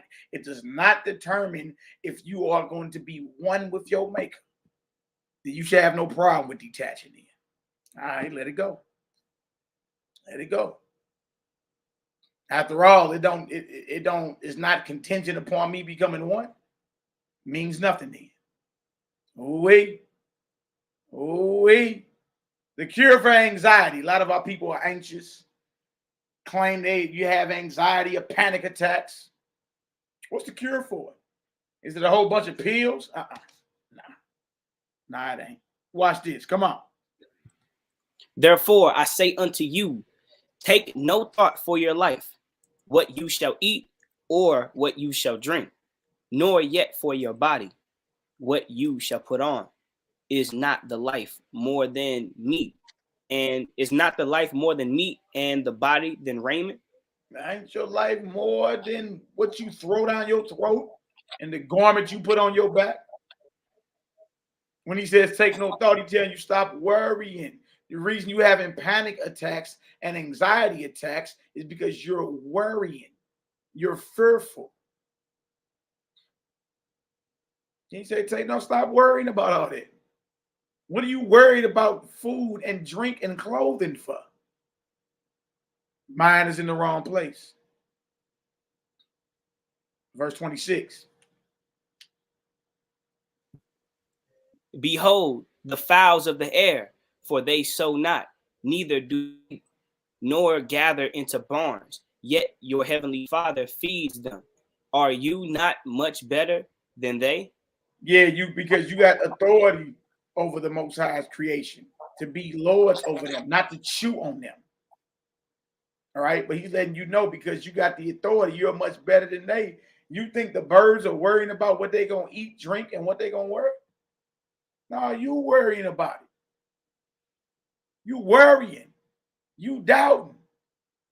See, when you let go and detach, you understand that you won't have any more panic attacks. The only reason you're having panic and anxiety attacks is because you fear losing material possessions. You fear it. But the Most High, last I checked, the Most High ain't gave us the spirit of fear. He never gave us that spirit. He gave us a spirit of power, love, and a sound mind, not fear. Not fear at all. All right? Come on, Knock, let's get it. It says, which of you, by taking thought, can add 1 cubit unto his stature? And why take you thought for raiment? Consider the lilies of the field, how they grow. They toil not, neither do they spin. And yet I say unto you, go ahead. Go ahead. All right. It says, and yet I say unto you that even Solomon in all his glory was not arrayed like one of these. Y'all, we just was reading about Solomon, wasn't we?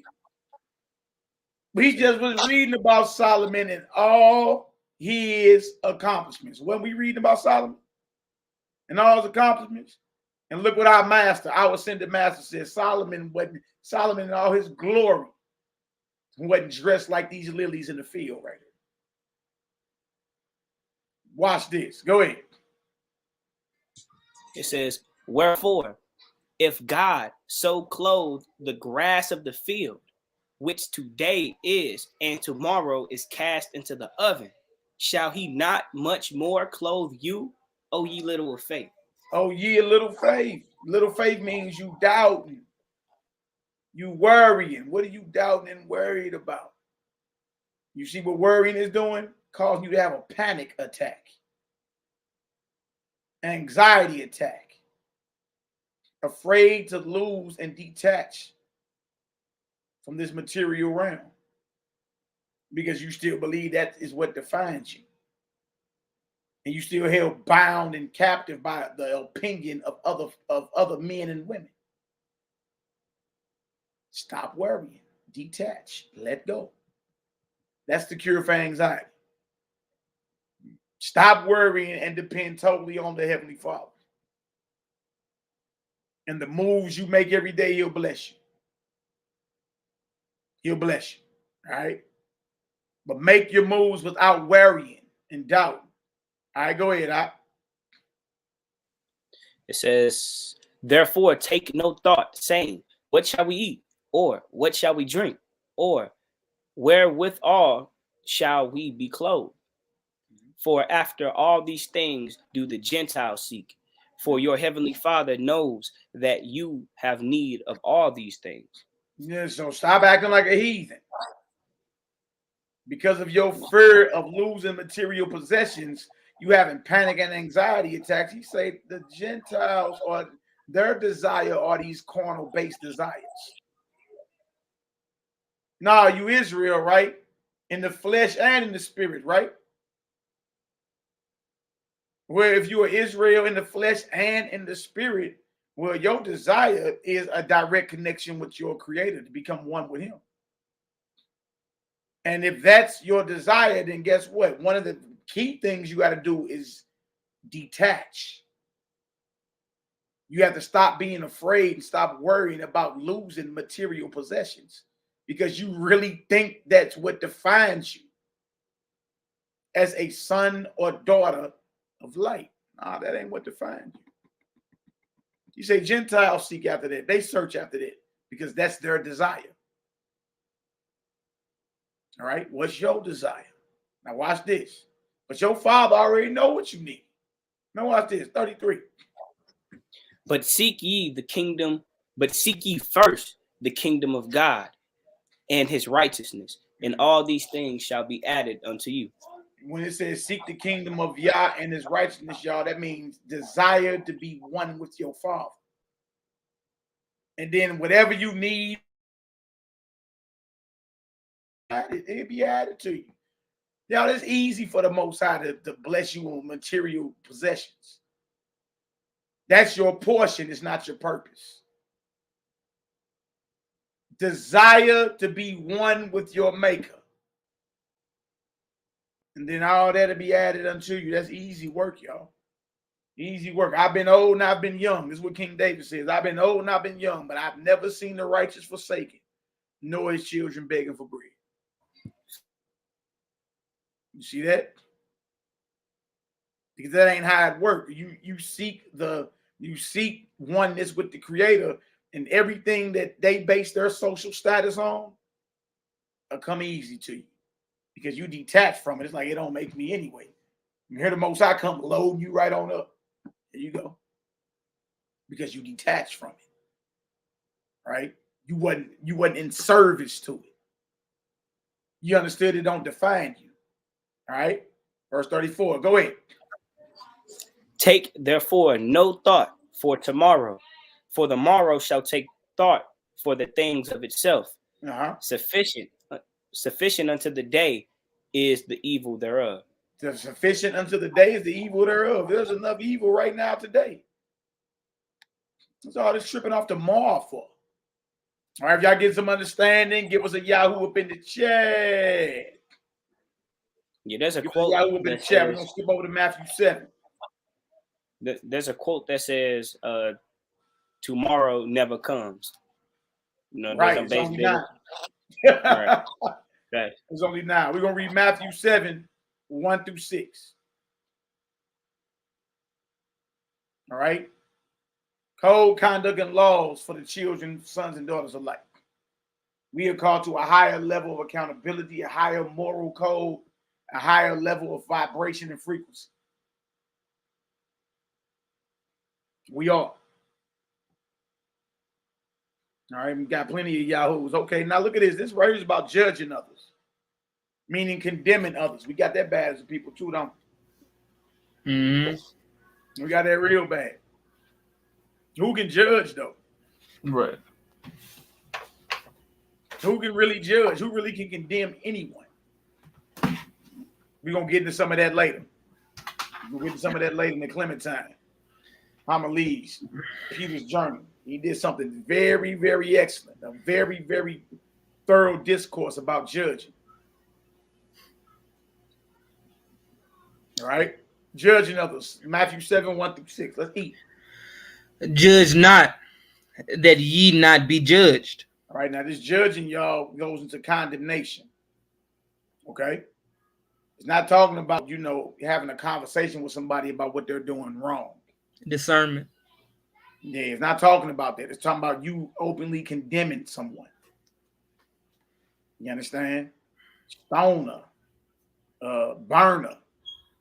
You can go into certain judgments in what you call the Torah. You dig? But I'm going to tell you this. It ain't a man breathing oxygen that got the authority or the right to stone anyone, to burn anyone.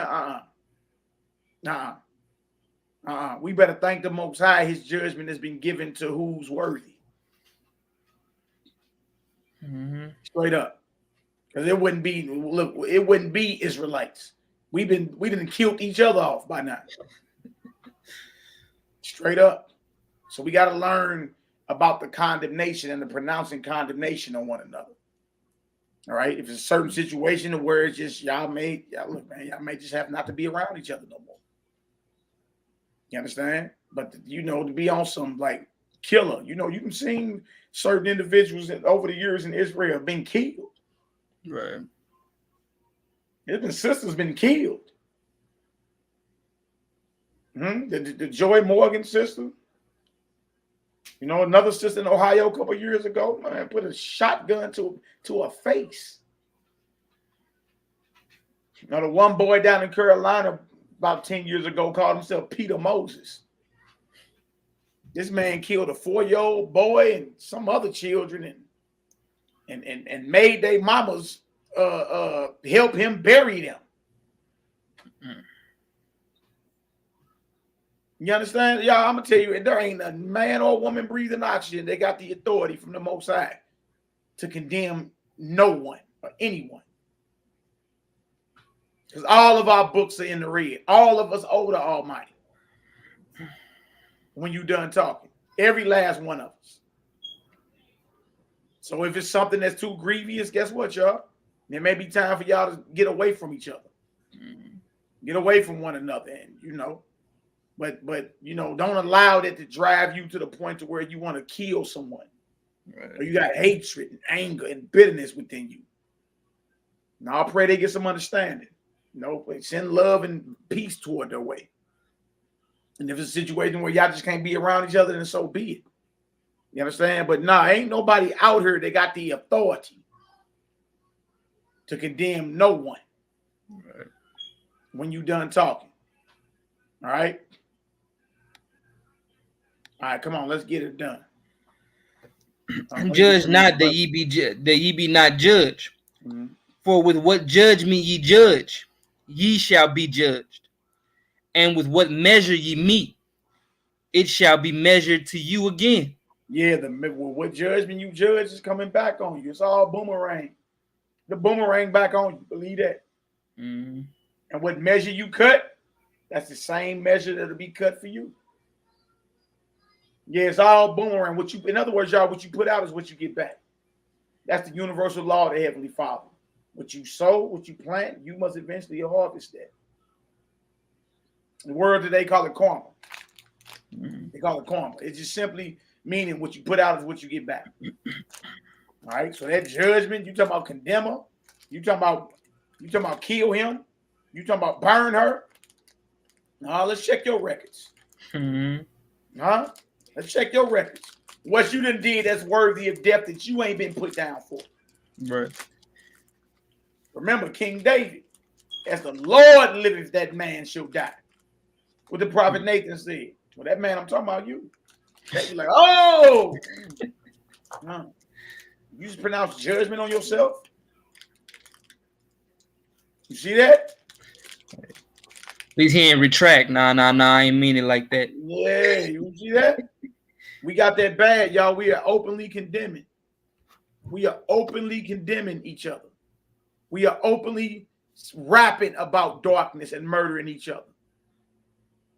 We are openly singing about adultery and taking somebody else's one. We openly doing all this stuff. Yeah. And then when it come back on us, here you go, want to hold a council and let all Israel in on your little business and what somebody else did to you. No, y'all, mercy is the name of the game today. It's mercy. Get yourself together. There is a judgment of the Most High. Make no mistake about that. You understand? But while we are here, it's all about spiritual correction and progress. That's what it's about, y'all. All right? Because what you put out, you will get back. Exactly. All right, go ahead. I was gonna say we gotta be like you know what I'm saying, the main prayer I be saying about, you know what I'm saying, I am that and I am this. We gotta stay in the mindset. We gotta stay in the mindset of just knowing that I'm teaching myself this too. It's a process, you know what I'm saying, of just knowing that I am that person or I was that person, you know what I'm saying? And it's just like, you know what? I can't judge you for that. Yeah, I'm gonna be mad because you probably did it to me or whatever the case may be. But you know what I'm saying? I can't judge you for that. I ain't did everything up under the sun, but I did enough or a lot. You know what I'm saying?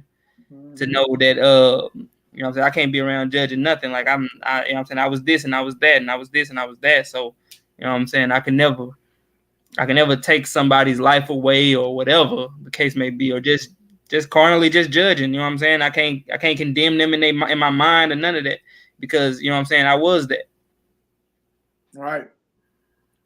All you can ask is the Most High have mercy. Right. Mercy. All right. Now you can have a conversation with somebody about them doing something that's off. Yeah. We're not saying that you don't You go quiet on what's right and wrong. Right. We talking about openly condemning. We talking about openly condemning somebody. You understand? Because there are judgments of condemnation.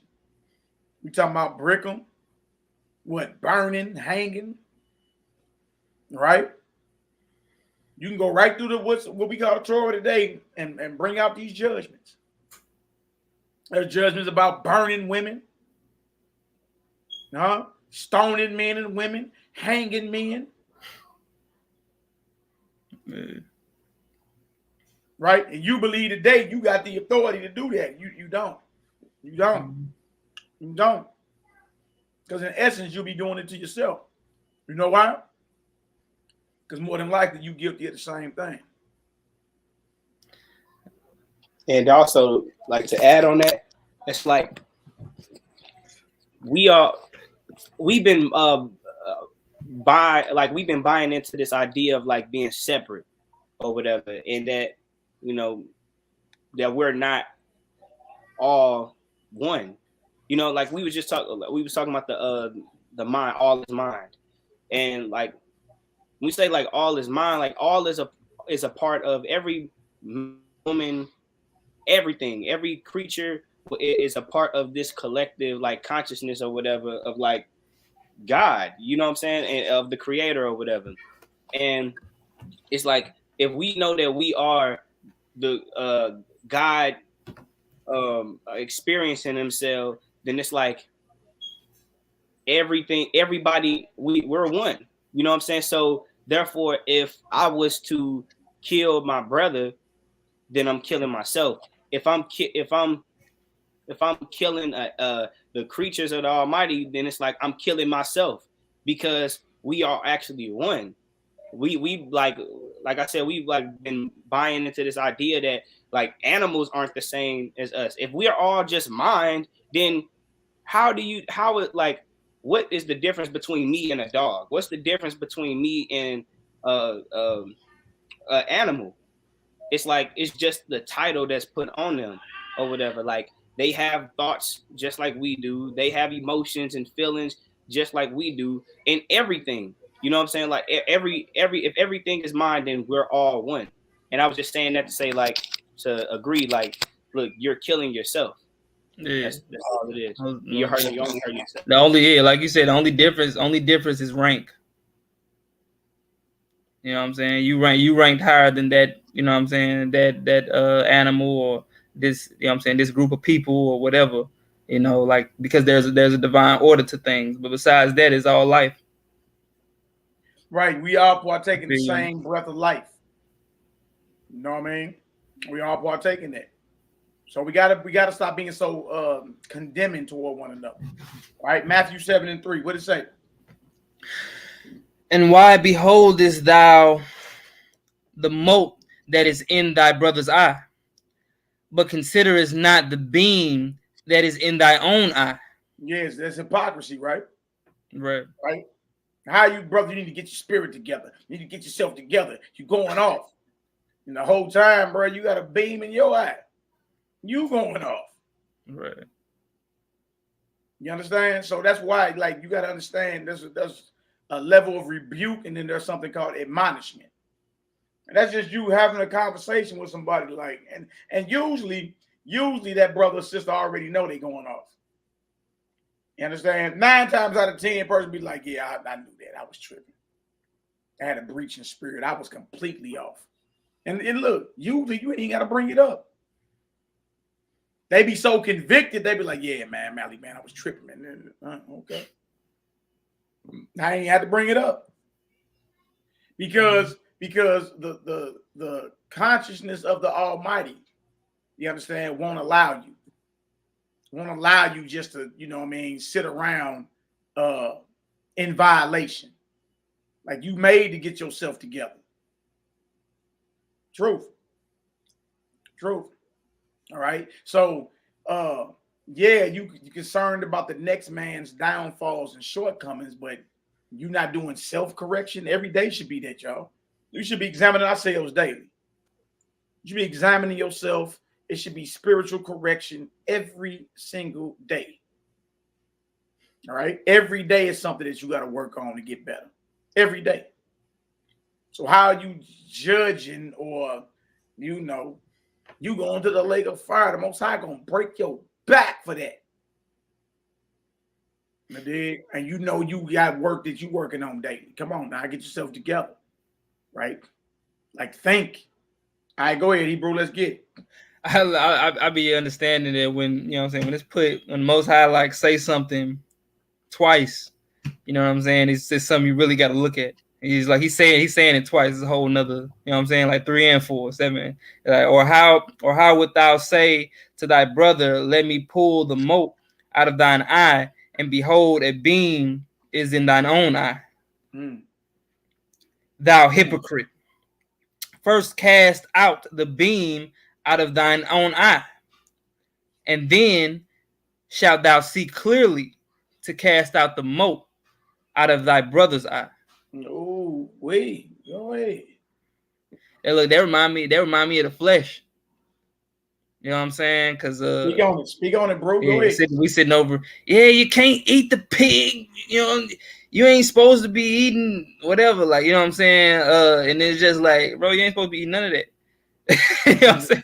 Like, what are you talking about? You know what I'm saying? It's just like, but you over here, you know what I'm saying? Apparently, you ain't meant to be teaching. Like, you ain't meant to be telling somebody what they can and can't be doing. You know what I'm saying? And you don't even know you're ignorant of the possibility of even doing something wrong. Right.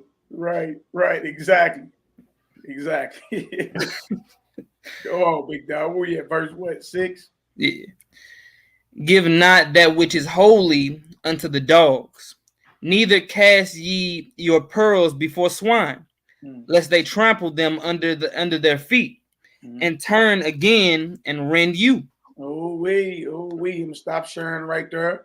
All right, y'all get some understanding. Give us an 8 up in the chat. Where we gonna go next? There's a Nazarene Acts of the Apostles, Clementine Homily. And then go there. All right, we're gonna go to Homily 12. We're gonna start at verse 20. We're gonna start at chapter 25. Philanthropy and friendship. Philanthropy and friendship. All right.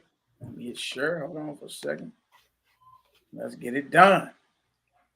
All right, we getting some understanding. Yeah, the sons and daughters of light have a higher code of conduct. That's it.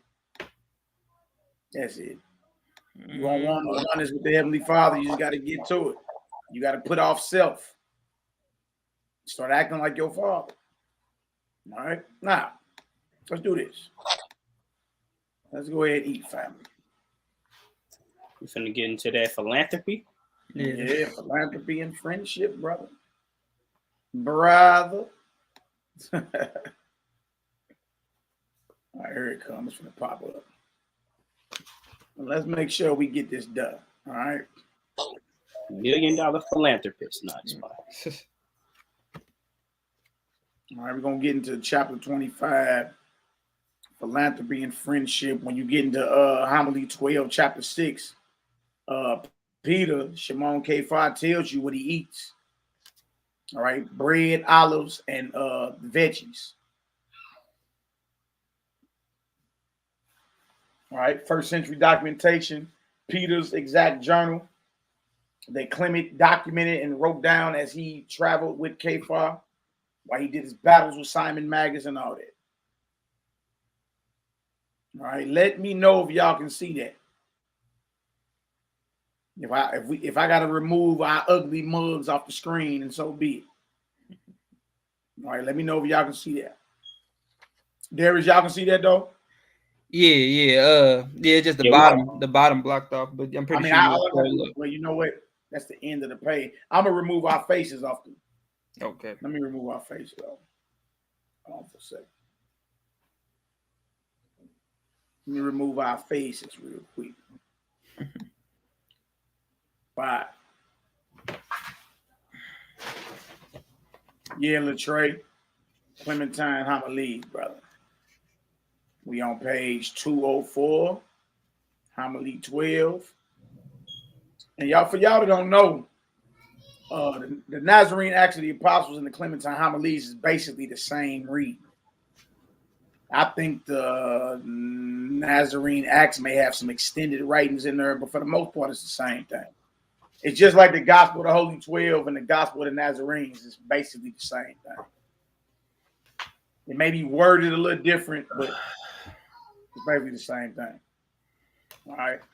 So we in Homily 12, chapter 25. I believe page 204. Yeah. 204. All right. Clementine Homilies. I see it up there. All right. We're about to get into philanthropy and friendship. All right. Let's get it.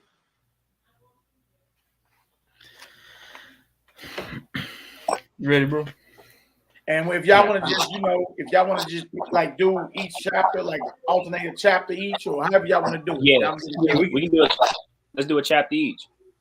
Okay. Yeah, that way one of you guys gonna be getting bumped out like that. All right. All right. Let's get it.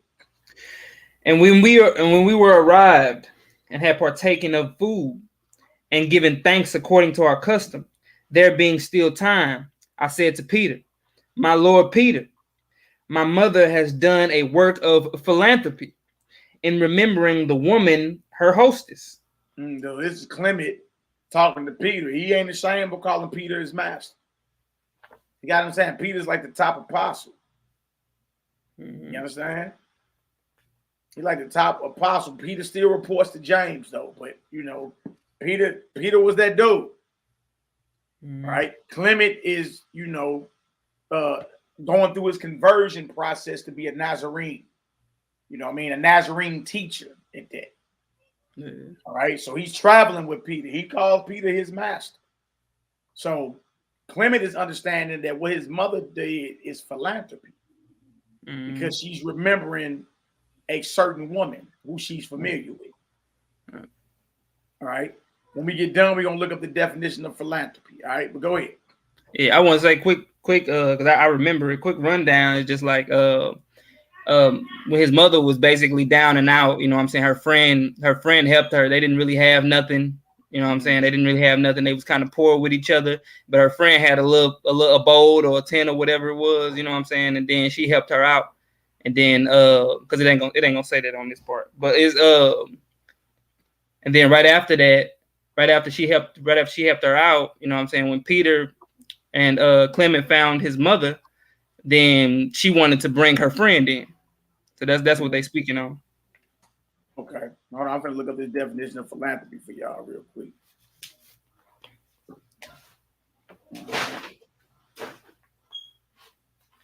Hold on 1 second.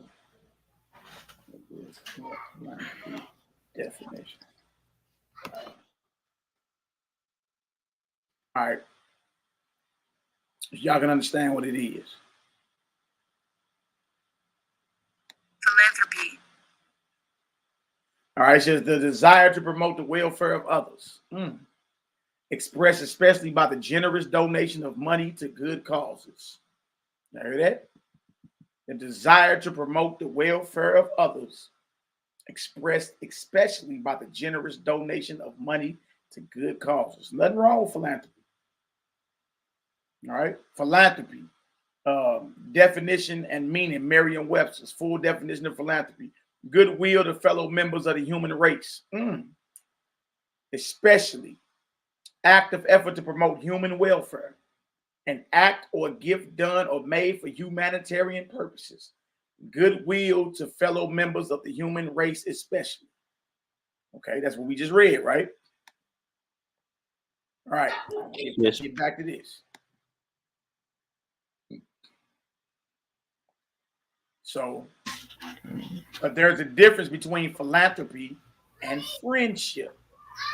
Wait, Maury. All right. Now, let's show. All right. Read that, my Lord Peter, again, brother. Gotcha. My Lord Peter, my mother has done a work of philanthropy in remembering the woman, her hostess.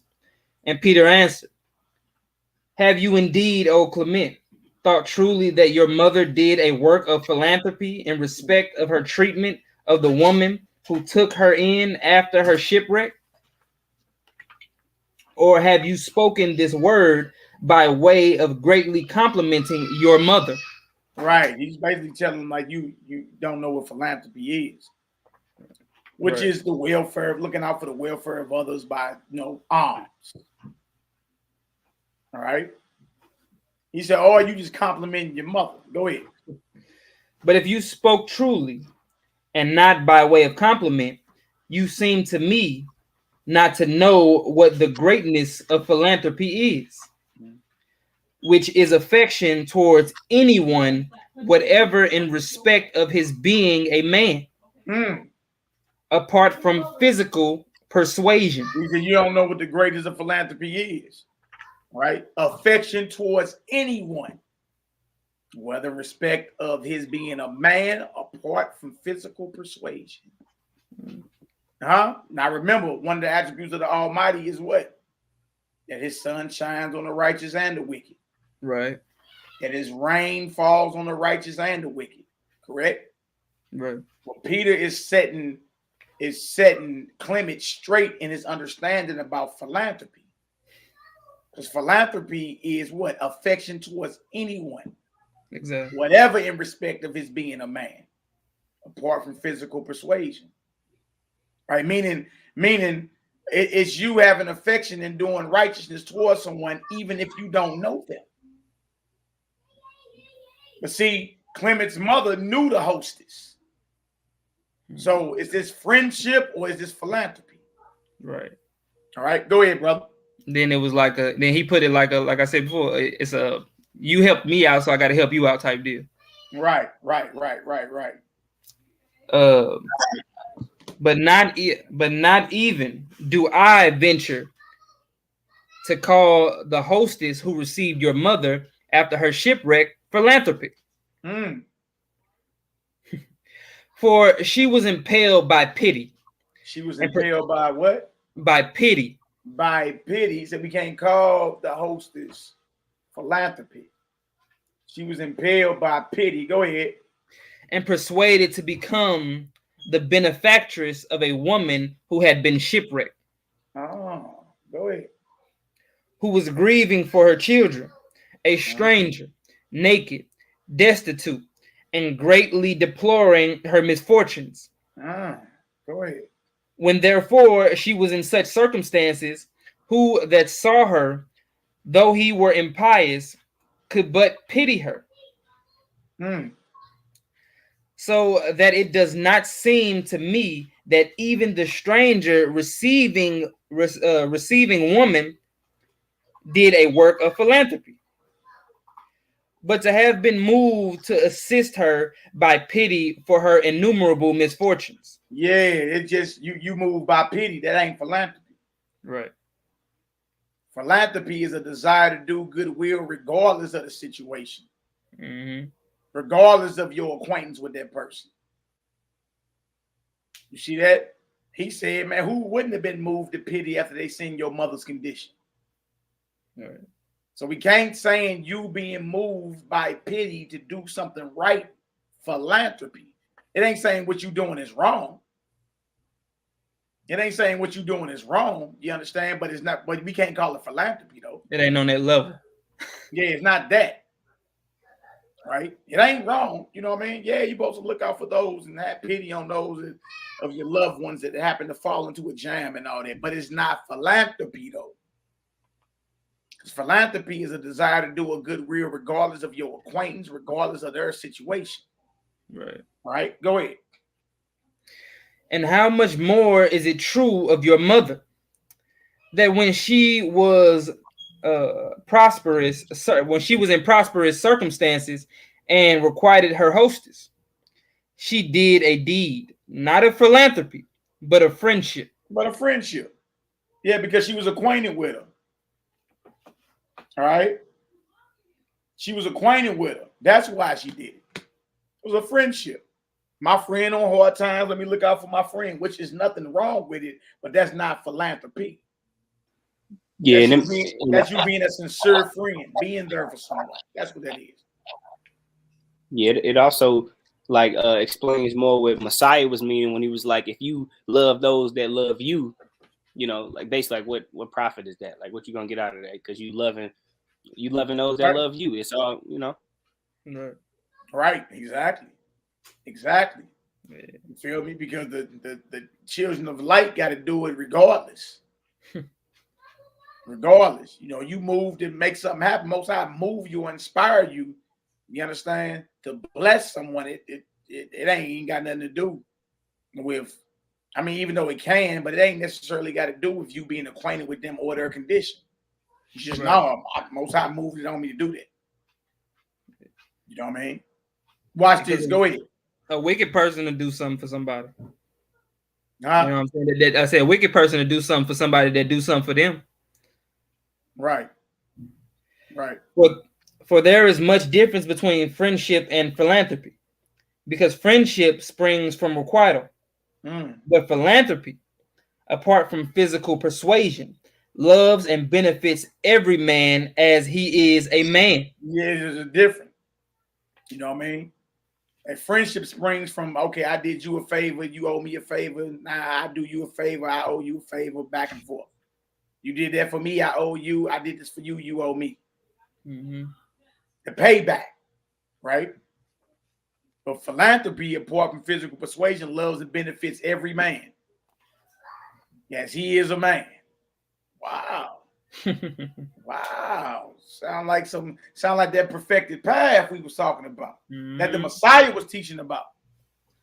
Hey, you only salute your brethren. What are you? To love like your God is different. Yeah. Yeah.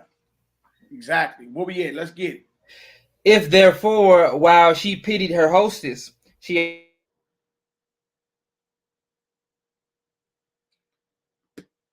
there. But if on one account she is friendly or hostile. Go back to Darius. You clicked out a little bit. Go back to if therefore while she pitied her hostess. I got you.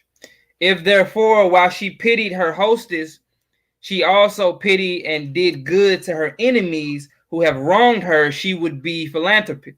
There you go. There you go. Y'all see the difference? See the difference? If while she was doing good deeds to her friends, she still was doing what was righteous even to her enemies, then you can put the title philanthropic on her.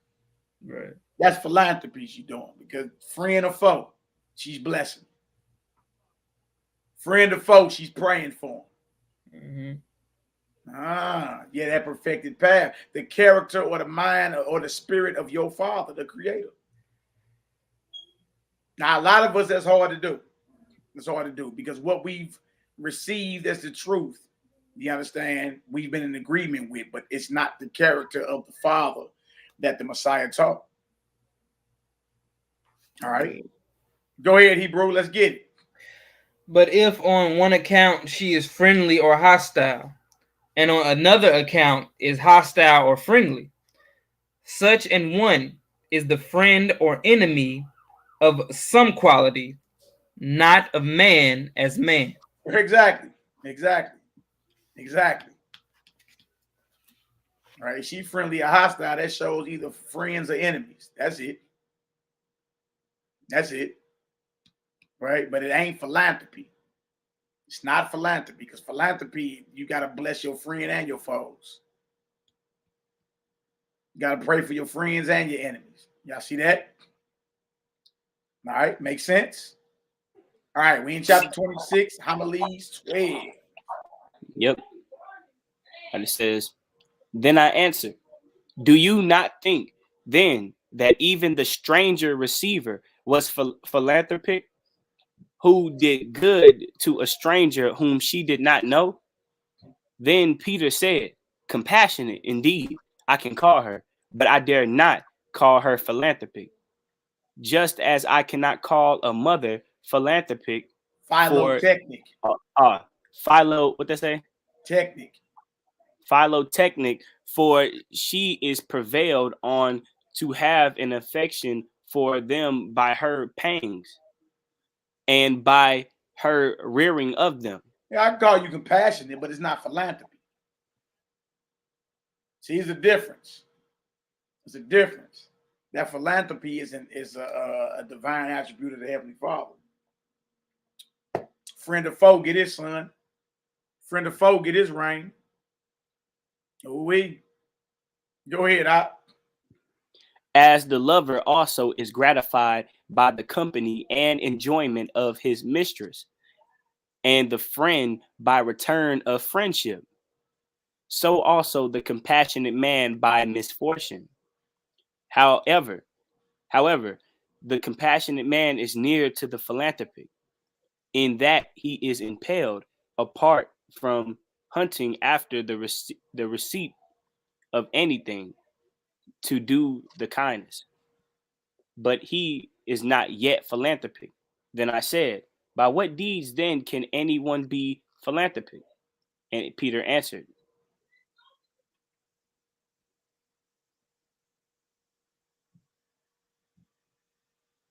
Peter answered, seeing that I sense that you are what? Let it clear up. my bad, that you are eager to hear what is the work of philanthropy, I shall not object to telling you. He is the philanthropic man who does good even to his enemies. Hold on now. Hold on now. He is the philanthropic man who does good even to his enemies. Sounds like what the Messiah was teaching in the book of Matthew, correct?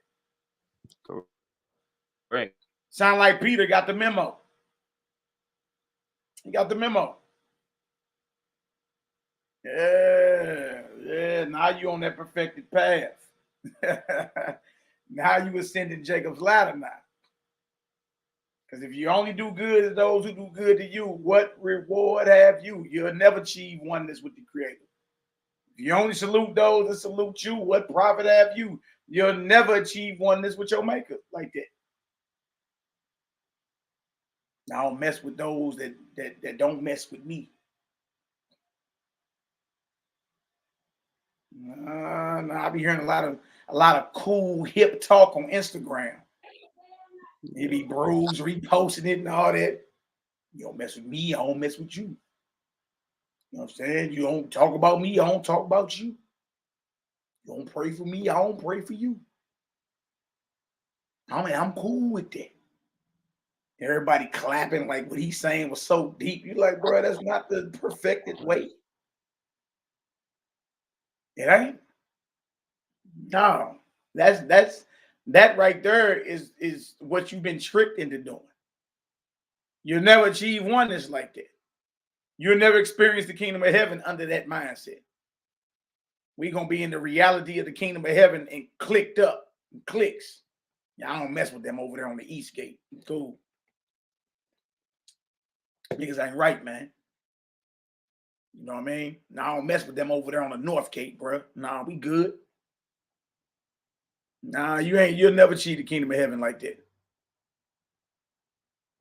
All right, come on, let's get it. And that, I'm gonna read it again.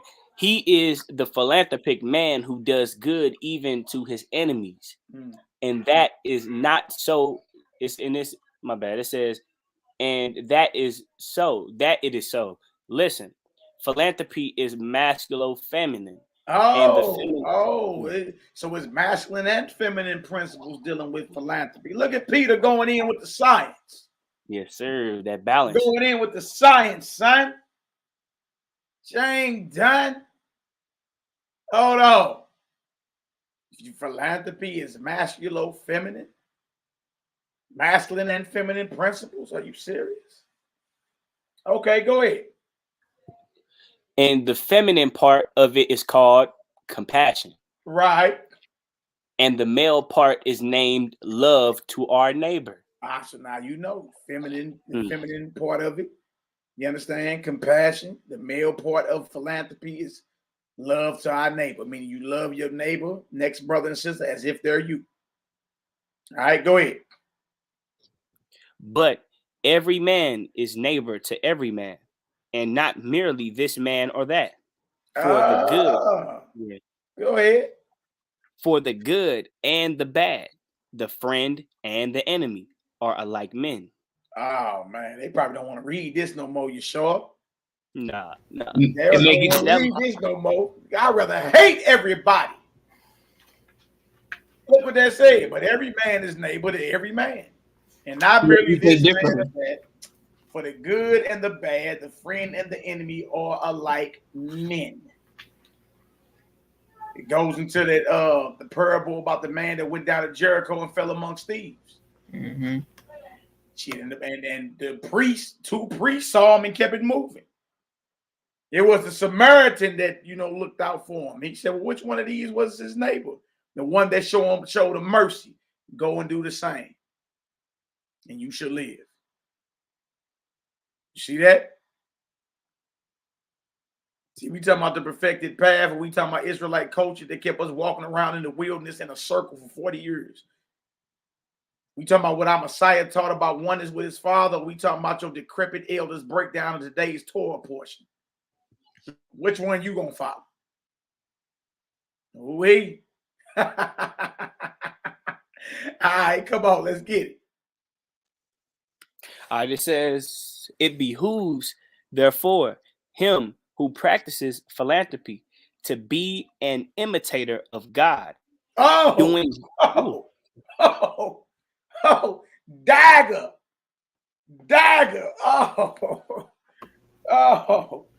Not an imitator of the Most High. Hallelujah. All praises. Hey, walk in the spirit, brother. That just means you got to act like your father. You got to imitate him. All right, come on. It behooves, therefore, him who practices philanthropy to be an imitator of God, doing good to the righteous and the unrighteous, as God himself vouchsafes his Son and his heavens to all in the present world. Isn't that true? That's fact. You want to be like the Most High? You want to be Christ-like? Follow Mashiach? Well, these are the characters of his Father that he taught and that he displayed. And I'm here to tell our people, period, that we teach spiritual progression and ascension. That's what we teach over on this channel. All right? And if you're not willing to act like your Father, you'll never achieve oneness with the Heavenly Father, a.k.a. you'll never experience the kingdom of heaven, a.k.a. you will never receive salvation. Oh, man. You got to imitate the Most High. Because his Son and his heavens, he vouchsafes to all in the present world. Go ahead.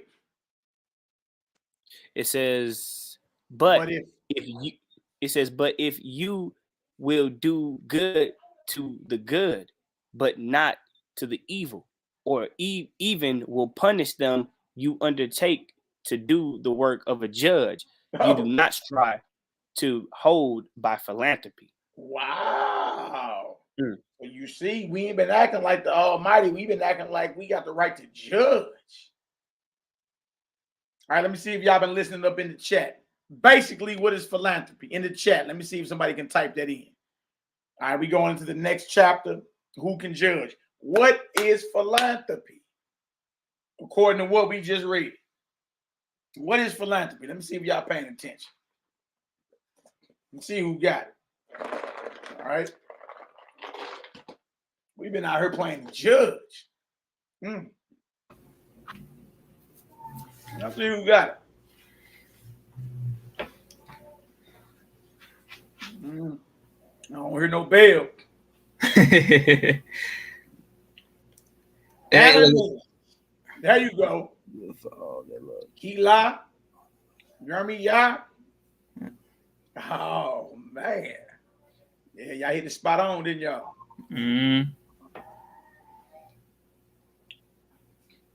For all of creation. Doing good for all the love of mankind and all of creation. Well, that's philanthropy.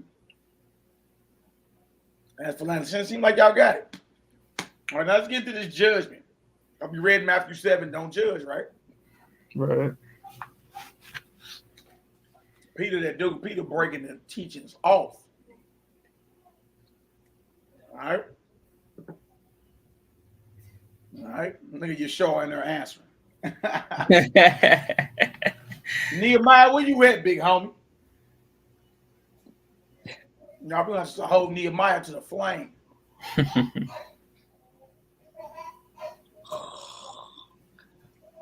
right, let's get it. Who can judge? Gotcha. Then I said, then even God, who as you teach us is at some time to judge, is not philanthropic. This is what Clement's saying. Based on what you've been teaching us in the Most High, is that sometime the judge is not philanthropy. All right, go ahead. Then said Peter, you assert a contradiction. For because he shall judge on that every account, he is philanthropic. On that very account, he is on that very account, he is philanthropic. He said, you assert a contradiction. Oh, you think I'm contradicting in my teachings, huh? Do you? Well, because he shall judge on that very account, he is philanthropy. Come on. For he who loves and compassionates those who have been wronged avenges those who have wronged them. Oh, y'all heard that?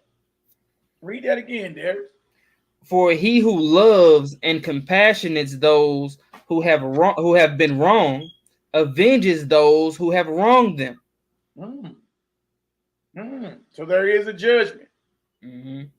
There is a judgment, and that's why I was saying, anybody that's being evil towards you, and you sending love and peace their way, y'all, they basically digging their own grave. High coals of fire is being kindled over them, unless they get themselves together and recover. All right, go ahead, Hebrew.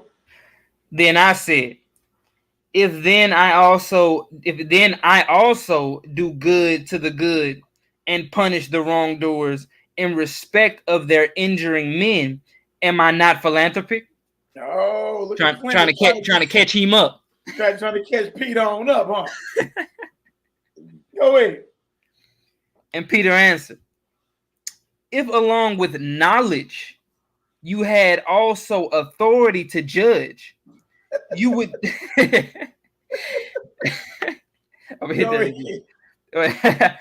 If along with knowledge you had also authority to judge, you would do this rightly on account of your having received authority to judge those whom God made, and on account of your knowledge, infallibly justifying some as the righteous and condemning some as unrighteous. If along with your knowledge you had authority, you could exercise judgment and be considered philanthropic, but here's the key: you don't got that authority, and you ain't got that knowledge.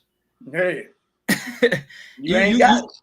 Yeah, you can't sit here and say that, you know what I'm saying, you can be, you know what I'm saying, you can be philanthropic if you judge the wrongdoings of others. How do you absolutely know that they did wrong?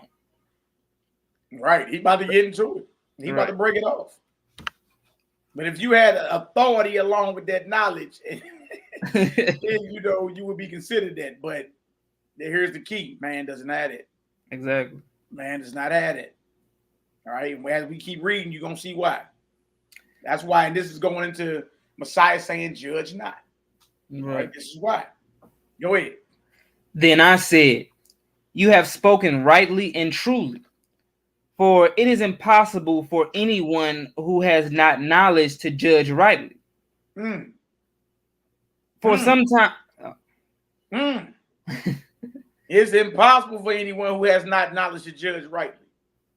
Now, how many times have we condemned someone and we ain't even get all the facts of the matter? Right. And the story ended up being something totally opposite of what you arrived at in your mind. Even if you didn't give a public voice about it, in your mind, you was like, "Yeah, killed it." Right. It's impossible for anyone who has not knowledge to judge rightly. It's impossible. If you're always saying sorry or my bad, you ain't got it. You heard me? That's right, Derek. Yeah, dang. Boy, you got my bad every day. My bad. Right. I'm sorry. My bad. Right. we glad you ain't in the judgment seat. Right. The seats of judgment. Just condemn this man talking about my bad. Hey, I sent that boy to the flames. My bad. I'm sorry. Man, come on, cuz. Come on. Now watch this. Go ahead. For sometimes some persons seem good, though they perpetrate wickedness in secret. Darius, man, you gotta say it like you spit some poetry. You know what I mean? You have spoken. For sometimes some persons seem good, though they perpetrate wickedness in secret. Go ahead. And some good persons are conceived to be bad, though the accusations through the accusations of their enemies. Yeah, you see that? See? It's all about perception. And true about this, the person could be acting. Yeah. And you ain't even got the knowledge or the spiritual discernment to know, they friend. Right. Well, sometimes some persons seem good, though they perpetrate wickedness in secret. Yeah. And some good persons are conceived to be bad. Exactly. And it's just like when you're in front of that judgment seat, like, you know what I'm saying, when you're dealing with the justice system, you know what I'm saying? Like, people have lied because they was told to lie for a lesser time. They was innocent, but you know what I'm saying, but they got the charge because they said they, you know what I'm saying? You can have people like that. Yeah. But the all-knowing mighty power, regardless of whether you said you did it or not, he know. Exactly. Like that mammy heathen heifer that said Emmett Till whistled at her. Right. You understand? Well, he did something that caused these heathens back in 1955 to tie cotton gin around his face and threw him at the bottom of the river. You know, she ended up coming out and she an old heifer now. Yeah, she ended up coming out. I was just lying. He ain't do nothing. Same. And she got a book coming out. But she said she's not gonna put it out until she dies, something like that. I don't know. Got to get this off my conscience before I'm gone. But you see that? Yeah. Like this little boy was sent to the judgment based off faulty knowledge, based off hearsay. And how many times have we played the same type of game, man? We need to be thanking the Most High that He's committed judgment to who He has found worthy. There ain't a man breathing oxygen on this earth that got a right to judge or condemn no one walking. Right. No one walking. I heard a country bumpkin talking today, talking about they used to burn women in the Torah and torture and brick men and women in the Torah and all that. I said, look at him. Trying to play the fear tactic. We will burn you. You know what I mean? Because basically you walking around like, you know, hey, I got the right because I live by the law. I got the right to burn a woman and brick a man. And look, that's what you focused on? Yeah. He's a murderer, man. He's a straight murderer. Yeah, that's what your mind aligned with. You focused on murdering somebody, but they so-called misdeeds. Right. Yeah. We want to do that to somebody. Can't wait for somebody to slip up, man. Yeah. Catch them in the wrong barn. Catch them in the wrong man. Dead meat. Man. And look, that ain't. And then like you said, you know what I'm saying? Like where the love in that at though? You know what I'm saying? Like you focused on waiting on somebody doing something wrong so you can condemn them rather than man, I hope you do right. You know what I'm saying? I pray and hope you do right. Yeah, and then the crazy part is, I mean, he probably thought people done forgot. But the very cat that was talking today, you got some on his jacket that's worthy of a brick shower. That's why I was saying, like he up here talking about judgments and women. Do y'all hear what the law saying? Mm-hmm. Which one of you women want to be part of this list right here? Hey, I say, dude, this Negro. I was, and I was like, wow, like serious, bro. This man straight like got on his record like adultery, like bro, like what is you doing?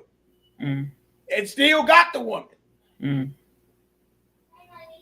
Look, and in there talking like burn these women, stone these men and women, and I'm like, boy, you ain't under the ground, no. Boy, Israelites today still Bloods and Crips. They'll kill you over your clothes. You come on, dog. Like I couldn't believe it. I said, look at this country. This dude is hilarious. Buckshot. Bobby, come on, we're like, we all know you. You straight got you still got the woman you took from the cat. You call on camera sometime. You straight took her. And then had some cat pay you the dowry for her virgin daughter. And the father's still alive. Dang.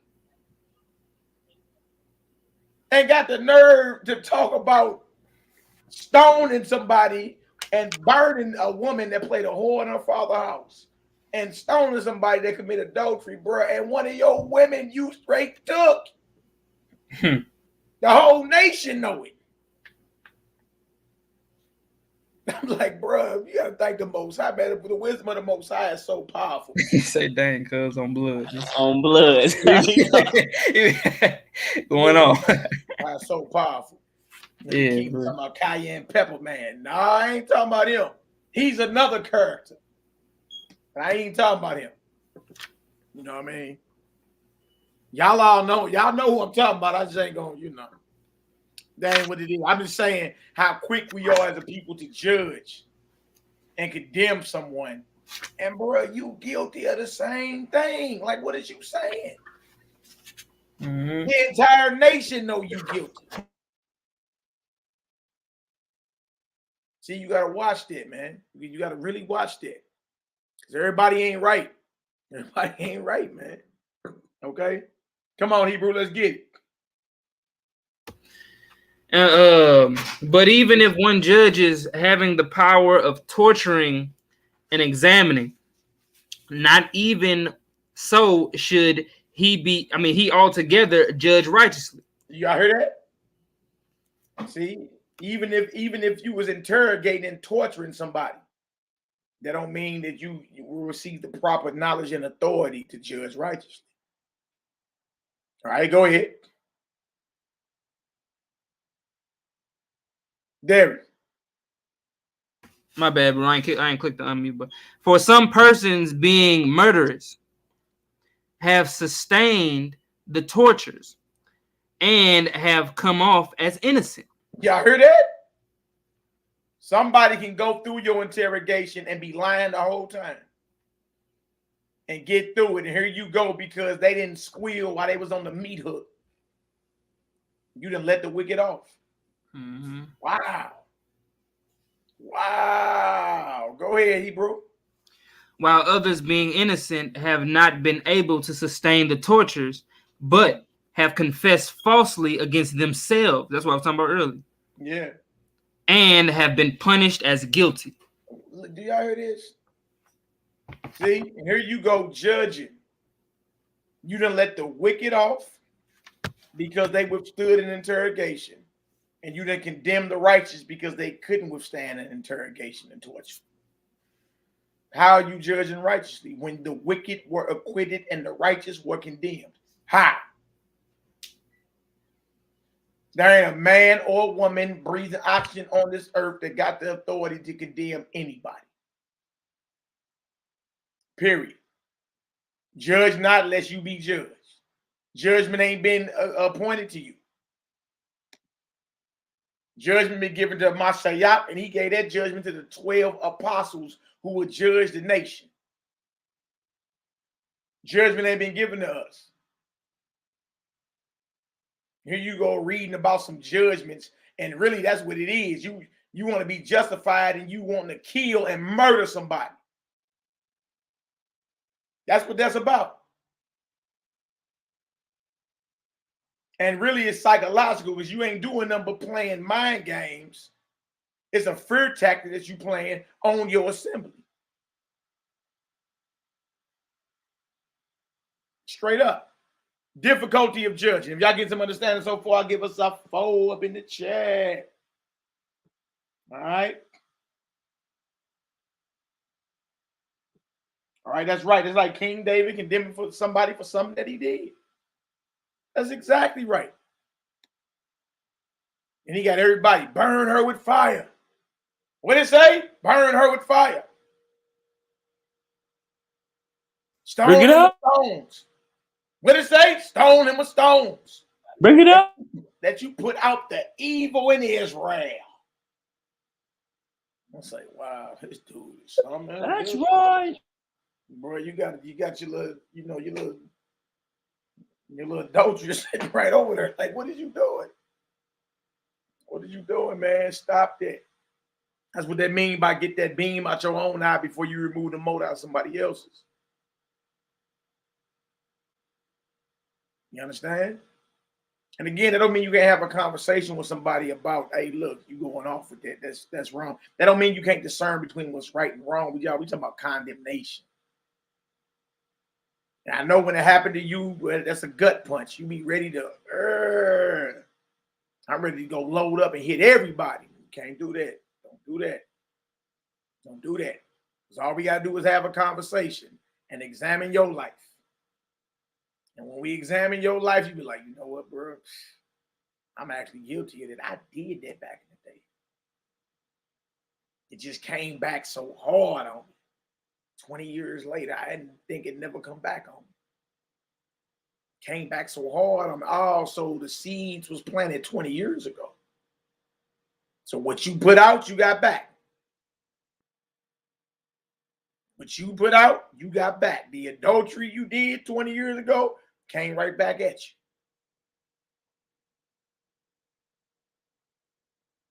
This real thing, man. This is a vicious cycle. You get back what you put out. And planted a big old apple tree full of poisonous apples. Mm-hmm. Exactly.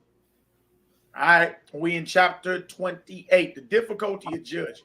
The difficulty of judging. You got it, Hebrew? I got you. Then said Peter, these things are ordinary. Now hear what is greater. There are some men whose sins or good deeds are partially their own and partially those of others. Wow. But it is right that each one be punished for his own sins and rewarded for his own merits. Right. And it says, but it is impossible for anyone except a prophet who alone has omniscience. You feel me? Omniscience. All knowledge. Yeah. Okay. Has omniscience to know with respect to the things that are done by anyone, which are his own and which are not. For all are seen as done by him. Then I said, I would learn how some of men's wrongdoings or right doings are their own and some belong to others. He's like, look, it's only a few men who are worthy to even judge. And he put that like on a prophet, like the prophet Nathan that came to holler at David. You understand? He gave him a parable about a man who had a whole bunch of sheep, but took this some other man's one and only sheep. And he said, what should happen to this man who had all these flocks of sheep, but took that other man's only sheep? He says, the Lord liveth, that man shall die. He said, I'm talking about you. See, without Nathan even being privy to the matter, by witnessing Actually, what happened between David, Bathsheba, and Uriah, Nathan the prophet received the understanding from the Almighty that, look, this is what really happened. David slept with Bathsheba and had her husband Uriah killed. You see, this ain't just some other woman he taking a wife. Because he got women. He got wives. Now, you notice Uriah ain't around no more, don't you? David had him killed. And then put a baby up in her. Tried to have Uriah go back and lay with her so it could cover up that the baby wasn't his. You see? That's why he said, but it is impossible for anyone except a prophet who alone has all knowledge to know with respect to the things that are done by anyone. All right? Now, in our case, our Messiah is called the Nabi Ha'amet, the prophet of truth. All right, now Clement said, I would learn how some of men's wrongdoings or right doings are their own, and some belong to others. All right, let's learn about that. All right, chapter 29, homily 12, sufferings of the good. All right, sufferings of the good. My bad, y'all. Dang. That deal jumped down. All right, there it is. Let's go ahead and get it. Then Peter answered, the prophet of the truth has said, good things must needs come, and blessed, say he, is he by whom they come. In like manner, evil things must needs come, but woe to him through whom they come. But if evil things come by means of evil men, and good things are brought by good men, it must needs be in each man as his own to be either good or bad. Oh, really? Really? You got to choose, huh? Go ahead, brother. And proceeding from what he has proposed, in order to the coming of the subsequent good or evil, which being of his own choice, are not arranged by the providence of God to come from him. This being so, this is the judgment of God, that he who as by a combat comes through all misfortune and is found blameless, he is deemed worthy of eternal life. He's deemed worthy of oneness with the Father. Exactly. To combat, went through all type of misfortunes and still came out blameless. That's a perfected soul right there. Woo. All right. Forgive them, Father. They know not what they're doing. Heavenly Father, don't lay it to their charge. Go ahead. For those who by their own will continue in goodness are tempted by those who continue in evil by their own will. There your answer right there, Keelan. Own will. Go ahead. Being persecuted, hated, slandered, plotted against, struck. Hold on. I gotta switch over, bro. Oh, my bro, I'm reading the book.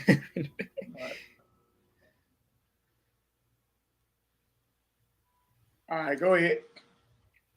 Struck, cheated, accused, tortured, disgraced, suffering all these things by which it seems reasonable that they should be enraged and stirred up to vengeance.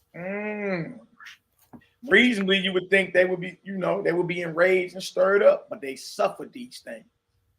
You see?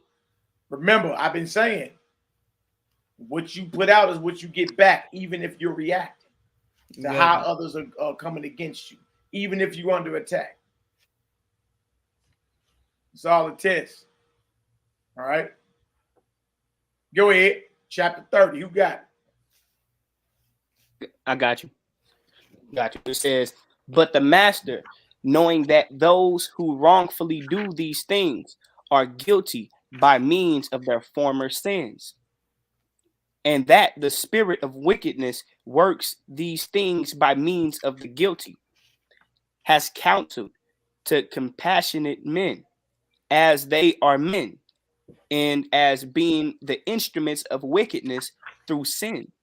In this counsel, he has given to his disciples as claiming philanthropy. Claiming philanthropy. And as much as in us lies to absolve the wrongdoers from condemnation, that as it were the temperate may help the drunken by prayers, fastings, and benedictions, not resisting, not avenging, lest they should compel them to sin more. Yeah. The way the life of a disciple or apostle. Huh? Okay. Yep. Okay. Go ahead. For when a person is condemned by anyone to suffer, it is not reasonable for him to be angry with him by whose means the suffering comes. For he ought to reason that if he had not ill used him, yet because he was to be ill used, he must have suffered it by means of another. Why, then, should I be angry with the dispenser when I was condemned at all events to suffer? Go ahead. But yet, further, if we do these same things to the evil on pretense of revenge, we who are good do the very things which the evil do. Exactly. You out here judge. You do the same thing the evil do. Same exact thing. Go ahead. Accepting that they do them first and we second. Right. We're reacting. Right. We're reacting. They do them first and we second. Go ahead. And as I said, we ought not to be angry, as knowing that in the providence of God, the evil punish the good. Right. It's part of it. The Messiah was good and was punished. Stephen was good and was punished. Isaiah was good and was punished. And many more. That's part of this. It's part of your test. Are you really detached? It's all about oneness with the Creator anyway, right? Right. Yeah, I was reading. I don't know exactly where it said. It's in Clementine somewhere, but I was reading something. He was talking about like basically your refinement and stuff like that. You know, and he was saying basically like he was just they was battling back and forth if God, you know what I'm saying, has any evil in him and all that. He was basically like God doesn't provoke people to evil. He just uses people that are already evil, you know what I'm saying, are already going to do something evil as a refinement or a test or whatever for you, because now that you're changing, that doesn't erase all your past faults. You know what I'm saying? You still need to be refined. Like you know what I'm saying? You got to go through adversity now that you're on the right path. Absolutely, brother. Absolutely. Ooh-wee. All right, come on. Watch this. Those, therefore, who are bitter against their punishers, sin, as disdain. Dang, you say sin. As disdaining the messengers of God. Yeah. Why? So why do you think the Messiah was not bitter against those who was murdering him? See, he knew about the perfected path. Like, nah, that's a test. That has to happen. For agents. You understand? That has to happen. Stephen knew the same that it got to happen. That's it. You understand?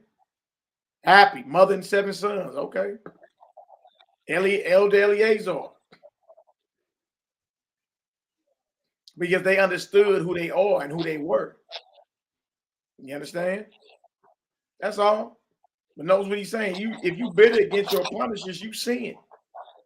As disdaining the messengers of God, because they are only sent there to refine you. That's it. Gold is tried in the fire and acceptable men in the furnace of adversity. That's why. Thanks. Who the Most High accepts, he accepts in the furnace of adversity. You gotta go through it. That's it.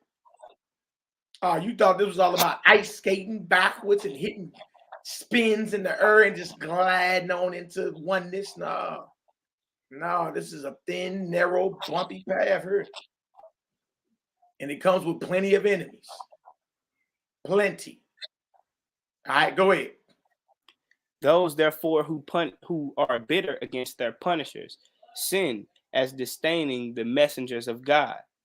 But those who honor them and set themselves in opposition to those who think to injure them, are pious towards God, who has thus decreed. Okay, there it is right there, right? Now, hold on. Oh, yeah, we got the golden rule coming up. We about to get that. Yeah, that's what I was waiting on. Yeah, we about to get there. We're going to end it with that. Yeah. All right. Now, watch this. Oh, man. Dang, hold on. There it is right here. We're going to end the Clementine homilies with that. All right.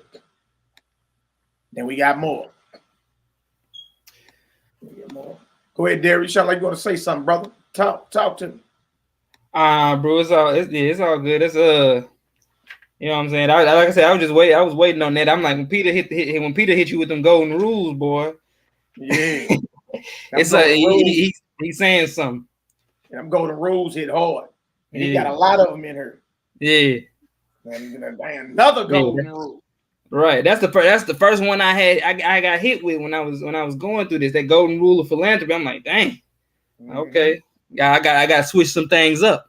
Absolutely. Absolutely. All right, come on, let's get it. To this I answered, those therefore who do wrong are not guilty, because they wrong the just by the judgment of God. That's their job. That's their job. Somebody got to test you to see if you battle tested, worthy, and approved to achieve oneness with the Maker, oneness with your Creator. There got to be some type of opposition. The Most High got enemies. The Messiah got enemies. Why wouldn't you have enemies? All right, go ahead. I would say if you think about that, that's understandable, because he say those that do wrong, like they did, if somebody did wrong to you, they're not guilty of it. You know what I'm saying? It's just that, because at the end of the day, you're not judged by your wrongdoing. You know what I'm saying? You judge by the contents of your heart. So if these people already got a wicked heart, you know what I'm saying? Like I said before, he just using them like for your adversity. Like it ain't got nothing to do with whether they wronged you or not. It's whether you gonna get through it. Right. How you gonna respond? Yeah. And look, every conversation, every situation you in, how you respond is gonna determine if you're worthy to achieve oneness with the Creator. Right. It's all in your response. All right, go ahead. Then I'm on that part. Where? Yeah. Then Peter said, "They indeed sin greatly, for they have given themselves to sin. Wherefore, knowing this." Hold on. Go ahead. Yah chooses from among them some to punish those who righteously repent of their former sins. I hear that. That's what we were talking about. He uses evil to punish evil, or he doesn't create it. You were just talking about that, Derek. Yeah. Go ahead. That the evil things done by the just before their repentance may be remitted through this punishment. That's their refinement. There it is. Go ahead. That goes to like I said, when the Most High come is like, so you know what I'm saying? It's an ancient eternal light that's, you know what I'm saying, some people gonna burn, but the ones that's with the Most High, they, you know what I'm saying, the ones that's with the Most High, they gonna be refined by it, you know what I'm saying? Yeah. But some people ain't gonna be able to take it, and it's gonna hurt, but you know what I'm saying, but you're gonna be a different person for it. Absolutely. But to the wicked who punish and desire to ill use them and will not repent. It is permitted. It is permitted to ill use the righteous for the filling up of their own punishment. Y'all heard that? But to the wicked who punish and desire to ill use them and will not repent, it is permitted to ill use the righteous for the filling up of their own punishment. They digging their own grave. They're digging their own grave. Yeah, you was gonna do that anyway. I'm gonna just use you over here. You know what I'm saying? Chess moves. Yeah. You know, the queen gonna do what she gonna do, but I'm gonna put her over here. That's it. For without the will of Yah, not even a sparrow can fall into a grain. Thus, even the hairs of the righteous are numbered by Yahweh. No way, the golden road. Go ahead and hit it, Hebrew. The golden road. Y'all get some understanding. Give us a 3 up in the chat. Bless up. Yeah, code, conduct, and laws for the children of light, y'all. One thing we learned about today was philanthropy. Right? And also the righteous suffering by the hand of the wicked as as a final test by the Almighty. So you can understand your full spiritual potential and achieve oneness with the Heavenly Father. All right? Meaning even out of something that seems negative, you can get something righteous out of it. Don't nobody like pain. Don't nobody like to be tortured and afflicted. But you can still get something righteous out of it. You can still learn something from it. Right. All right? All right, let's get this. The golden rule. It says, but he is righteous, who for the sake of what is reasonable fights with nature. Oh, go ahead. For example, it is natural to all to love those who love them. But the righteous man tries also to love his enemies and to bless those who slander him. And even to pray for his enemies. Come on.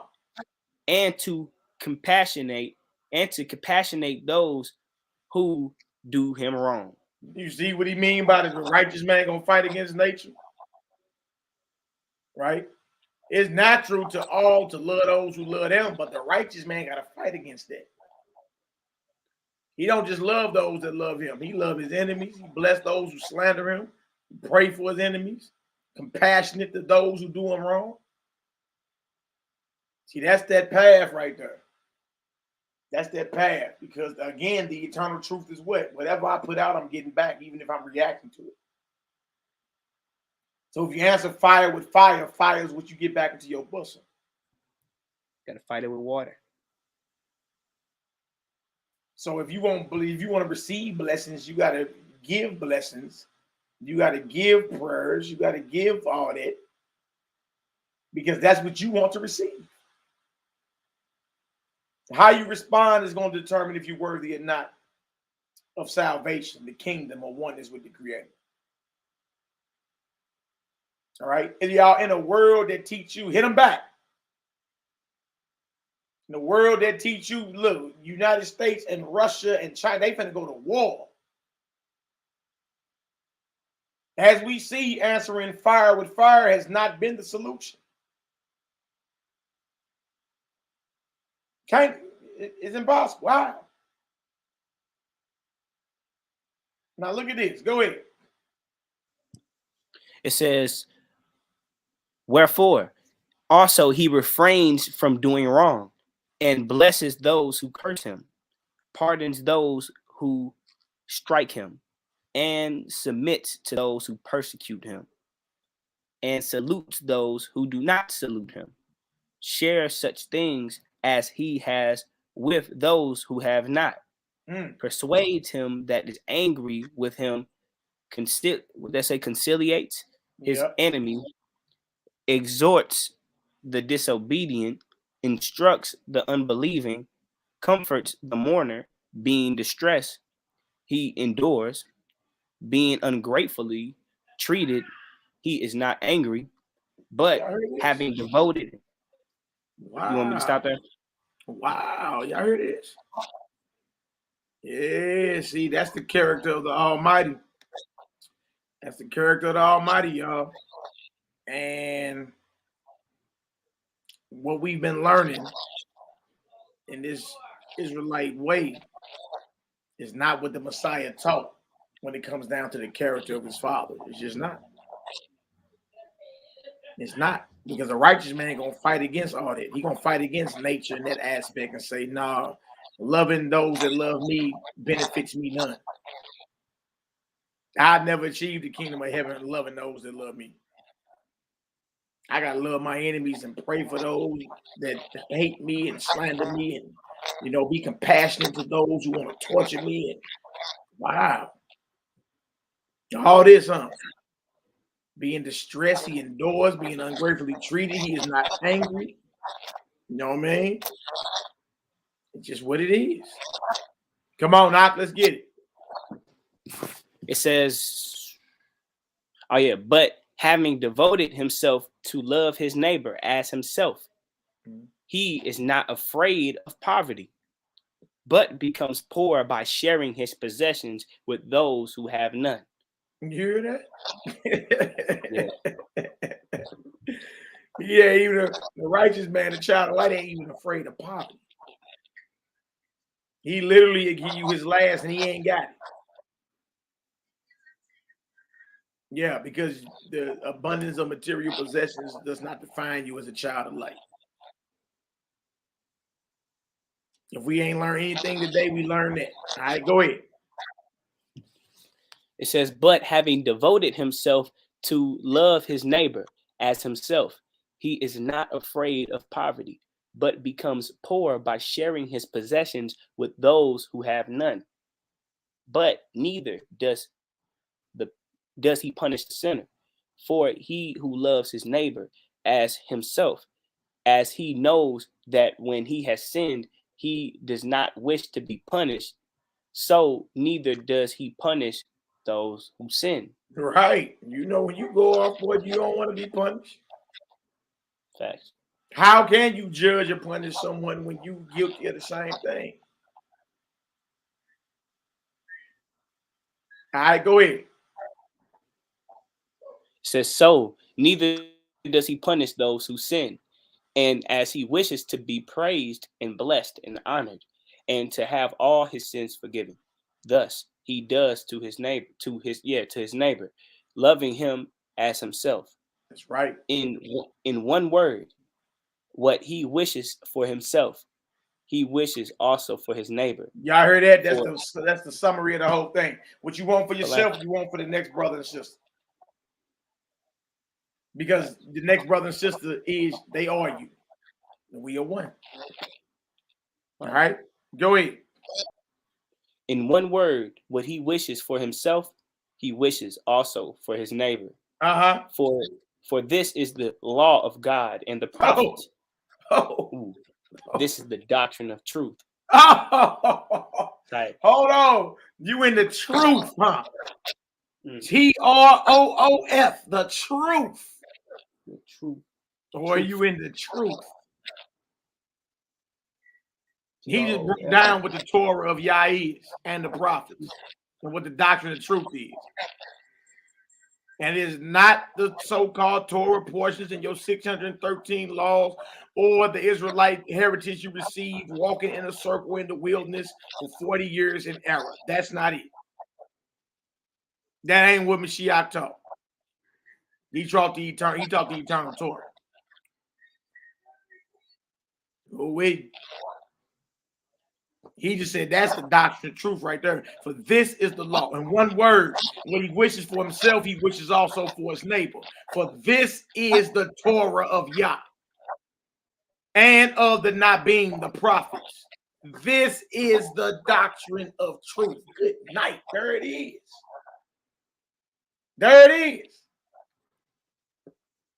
Dang. All right. Dang. Well, You gotta love them enemies, don't you? You gotta love the ops. Facts. All right, go ahead, Hebrew.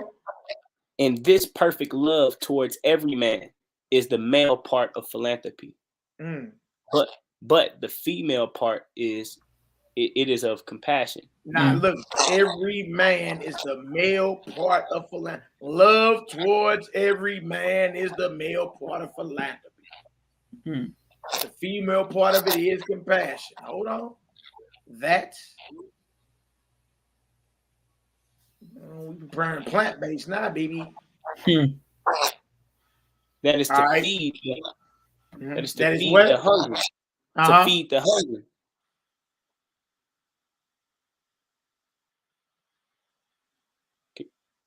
Can you hear me? Yeah, go ahead. Okay. To feed the hungry, to give drink to the thirsty, to clothe the naked, to visit the sick and the stranger, herself too. It says, and help to the utmost of her power, him who is in prison, and in short to have compassion on him who is in misfortune. That's right. Now you live in the eternal Torah. You're learning and you're living it now. All right. Now watch this. Darius, where you at? Fear and love. This is the end of homily 12. I got you. Let's get it. But I, hearing this, said, these things indeed it is impossible to do, but to do good to enemies, bearing all their insolences, I do not think can possibly be in human nature. Clement like, this is impossible. Clement like, no, man. No, man. No. Hey, Peter, K5, you tripping. That's impossible. Dude just stole all my money and I'm supposed to do good to him. I do not think can possibly be in human nature to do what you talk about. All right, go ahead. Then Peter answered, you have said truly, for philanthropy being the cause of immortality. Being the what?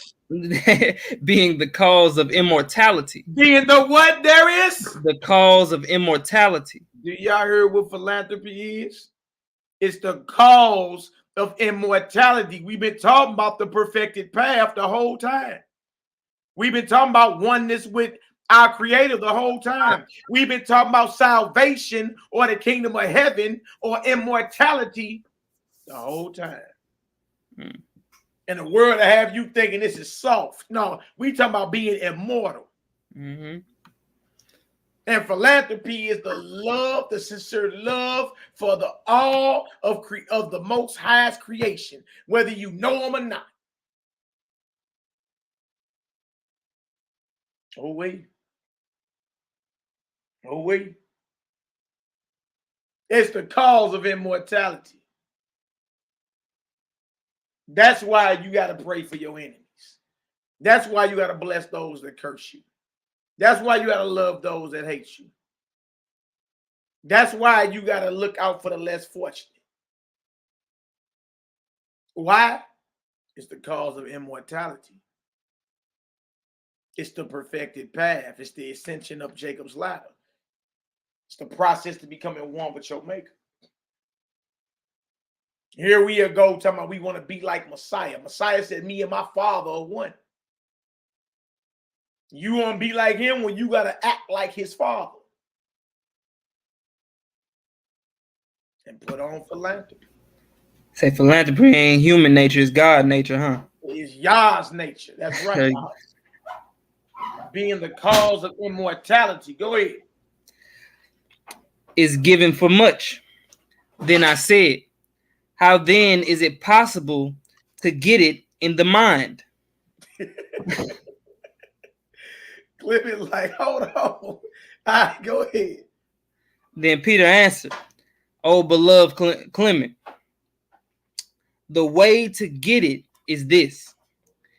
If anyone be persuaded that enemies ill using for a time those whom they hate, become the cause to them of deliverances from external punishment. Eternal punishment. Oh, my bad, eternal punishment. And forthwith, he will ardently love them as benefactors. He said, this is how you get it in your mind. Be persuaded that your enemy persecuting you and torturing you is the vice or the catalyst used to escape eternal punishment. Mm-hmm. Oh man, you get me into heaven. Yes. Into the eternal kingdom. It's the red carpet entrance into the kingdom of heaven. You get into your mind that you being persecuted, you being hated, you being murdered. Right? If anyone be persuaded that enemies ill using for a time those whom they hate, become the cause, the enemies become the cause to them of deliverances from eternal punishments. They're ill using it against you or to you is the cause of your deliverance from eternal punishment. They just helped you That's out. how you get in your mind, Clement. So you embrace the opposition, and you embrace the conflict, and you embrace the the torture. You embrace it because you know in essence they benefactors. Through you torturing me guarantees my deliverance from eternal punishment. And forthwith, you who is being tortured will ardently love them, your enemies, as benefactors. Like, I need you to get into the kingdom. I need you to achieve oneness with the Father. I need to be persecuted by you to guarantee my deliverance from eternal punishment. That's how he told Clement, this is how you get it in your mind. Understand what you're going through that you seem is negative is really positive. What you think is wicked you going through is really righteous. You just got to endure it. Now you see why the mother and seven sons endured the affliction and the persecution. Now you see why Elder Eleazar endured the persecution and the affliction. Now you see why Mashiach said, what? Father, forgive them. They don't know what they're doing. He endured it. You see why Stephen endured it. Because what they understood is what we just not finding out. Right? That your enemy's ill using of you is a guarantee that you'll be delivered from eternal punishment. And another thing, if that's the case, you're going to love them. I'm glad you heard. I'm glad you're doing it. You benefit in every way, shape, form, or fashion. Oh, wait. That makes sense, Darius? Most definitely make all the sense in the world. Oh, wait. Hey, and another thing we gotta get. I think a lot of us probably believe that we can endure that type of hardship that they did, but at the end of the day, it's just like if most of us can't even handle somebody talking about us wrong, you know what I'm saying? Right. Without going out, you know what I'm saying? You ain't gonna be able to handle that. You can't even handle the little stuff. You know what I'm saying? The small persecution. So we got to work on all of that. Exactly, bro. Me myself included. We got to ask ourselves, are we really worthy? Yeah. You understand? Are we really worthy? All right, go ahead, Hebrew. But the way to get it, oh dear Clement, is but one, which is the fear of Yah. For he who fears Yah cannot indeed from the first love his neighbor as himself. For such an order does not occur to the soul. But by the fear of Yahweh, he is able to do the things of those who love. And thus, while he does the deeds of love, the bride of love is, as it were, brought to the bridegroom fear. And thus this bride, bringing forth philanthropic thoughts, makes her possessor immortal, as an accurate image of Yah. which cannot be subject in its nature to corruption. Thus, while he expounded to us the doctrine of philanthropy, the evening having set in, we turned to sleep. Oh, wait, that's in the homily 12 right there, boy. Oh, wait. Oh, wait. Have we really put on the spirit of the Almighty? Have we really? Have we really? Well, that's serious right there. I told you that the philanthropy, is the cause of immortality. Yeah. Look. You was calling. You kept calling me the groovy guru, the groovy guru. I'm like, man, look, I ain't gonna lie. Even though I start having, you know what I'm saying, I start having a lot more different type of life-giving thoughts once we switched up. You know what I'm saying? But till I hit that, I'm like, you know what I'm saying? I start being a different person. You know what I'm saying? Like, I'm like, okay, I gotta really, really have a different way of thinking. Like, cause we've said it before in a sense, but you know what I'm saying? That's real detail. You know what I'm saying? I'm like, I need to hear that. Absolutely. The immortality, the perfected path, bro. Dig. Hey. Maccabee, you was quick. Nehemiah, come on in the chat, man. Where you at? Hey. What you over there doing, bro? Like, what's good? Playing the hooky. Yeah, man. Come on up in the chat, man. You always off camera. What's going on?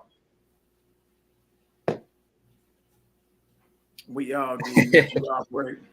Hey. All good. Y'all got any, any last words, anything, brothers, man? Talk to me.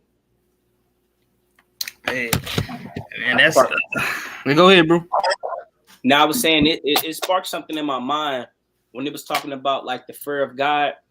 I was thinking like, if you are good to somebody because you fear God, is that philanthropy? Because and it just sparked the question, because if we trying to be in the image of, the Father and be like to the Father, the Most High don't have to fear nobody. He doesn't fear nobody. So, and that's not the reason. That's not the reason why he does good to the evil and does good to the good. Mm-hmm.